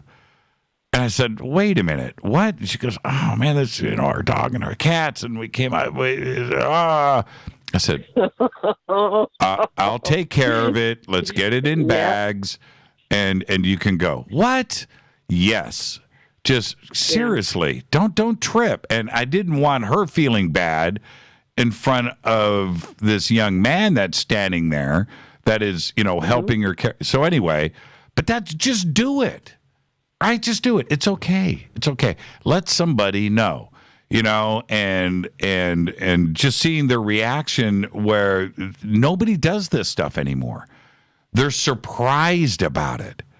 They're surprised. I know. And why are they? Because people just don't do this kind of stuff. So now, but yeah, a lot of people, they go, well, you should just go get a job. And people scold you for doing it. It's like, okay, well, when you've walked a mile in their shoes, then you can, you're very fortunate. You need to count your blessings and don't judge them because you don't have their life. So don't preach to me about not sharing with people. Yeah, I know. That's totally true. But back to the universal basic income. Look, if you've got a gig, if you've got a job, you're working 40 hours a week and you are putting in your time, then, and if you're not meeting what the government says is the minimum of dignity, right? of dignity, of self-worth, then, just kick in the balance. That's all. But you have to have a job. That's all. That's all. No Otherwise, no if you free give the ride. same to everybody, then people will just stay home and drink beer all day. Well, so would I. Or whatever. So would I. I would. Sit at home, play some video games, a little guitar. Yeah, man, absolutely. So, but that's my thing. And a little goes a long way. And just showing other people around you when you do that, the people that are standing behind you in line. When the guy that behind me goes, hey, he's buying her a wreath, whoa, and he started applauding and everybody else did. And he made a scene of it. But you know what? I'm glad that he did because hopefully somebody else went, you know what? That's a pretty cool thing to do. That is just, and it's nothing. It's nothing. It was a wreath. But for her, it was everything. Right, it's everything to her. Right. Yeah. She wanted to go to her daughter's house with the wreath tomorrow, for dinner. Show up at the house and go, Merry Christmas. And she couldn't do that, and she was bummed, and so it's anyway. I know. Well, the Bible, and again, I don't subscribe to everything the Bible says, but I was raised to believe that when you give, you basically, we were taught to give in secret. You don't brag about it. You don't tell people about it because it's not about you. It's about sharing, just like Jesus shared with everybody. And he teaches us to, treat someone the way you would want to be treated. And that's part of the compassion. And if everyone would just do that, this world would be a much better place. Anyway, I better let you go, Jimmy. You probably have other calls. No, I've got to read credits here in a minute. But yeah, that's it. Just you know what? Just be an example. That's all. Rita just texted me. She goes, St. James, right? and that's why, you know what? And that's why there's no reason to talk about it. But if I motivate somebody out there listening right now where they're presented with a situation like that, and it's something like that happens in front of you, just react to it. That's all. Mm-hmm. It's nothing. Mm-hmm. It's nothing. And it's not going to break your own bank. that extra whatever it was, $4, $10 right. It's not going to change your life one way or the other. You need to just do it. Nope. It's not going to change a thing. And you're just going to, first off, you're going to make somebody feel pretty good. That's the first thing. But you want somebody else to see it so that they know that, you know what, the next time that happens, I want to be that guy, right? I want to be that. I want to do that. That's all. All right, so. Deb, enjoy the rest of your week, and I'll see you over on Coast. Okay, absolutely. Take care, Jimmy. Thank you so much. Good night. Good night. Enjoy your weekend. Thanks. And with that wraps another amazing, fun, totally cool Thursday night Fader night here on Fade to Black. It is truly my favorite night of the week, and being able to just sit here and chat and hang out with all of you. It's just special, fun, and totally cool.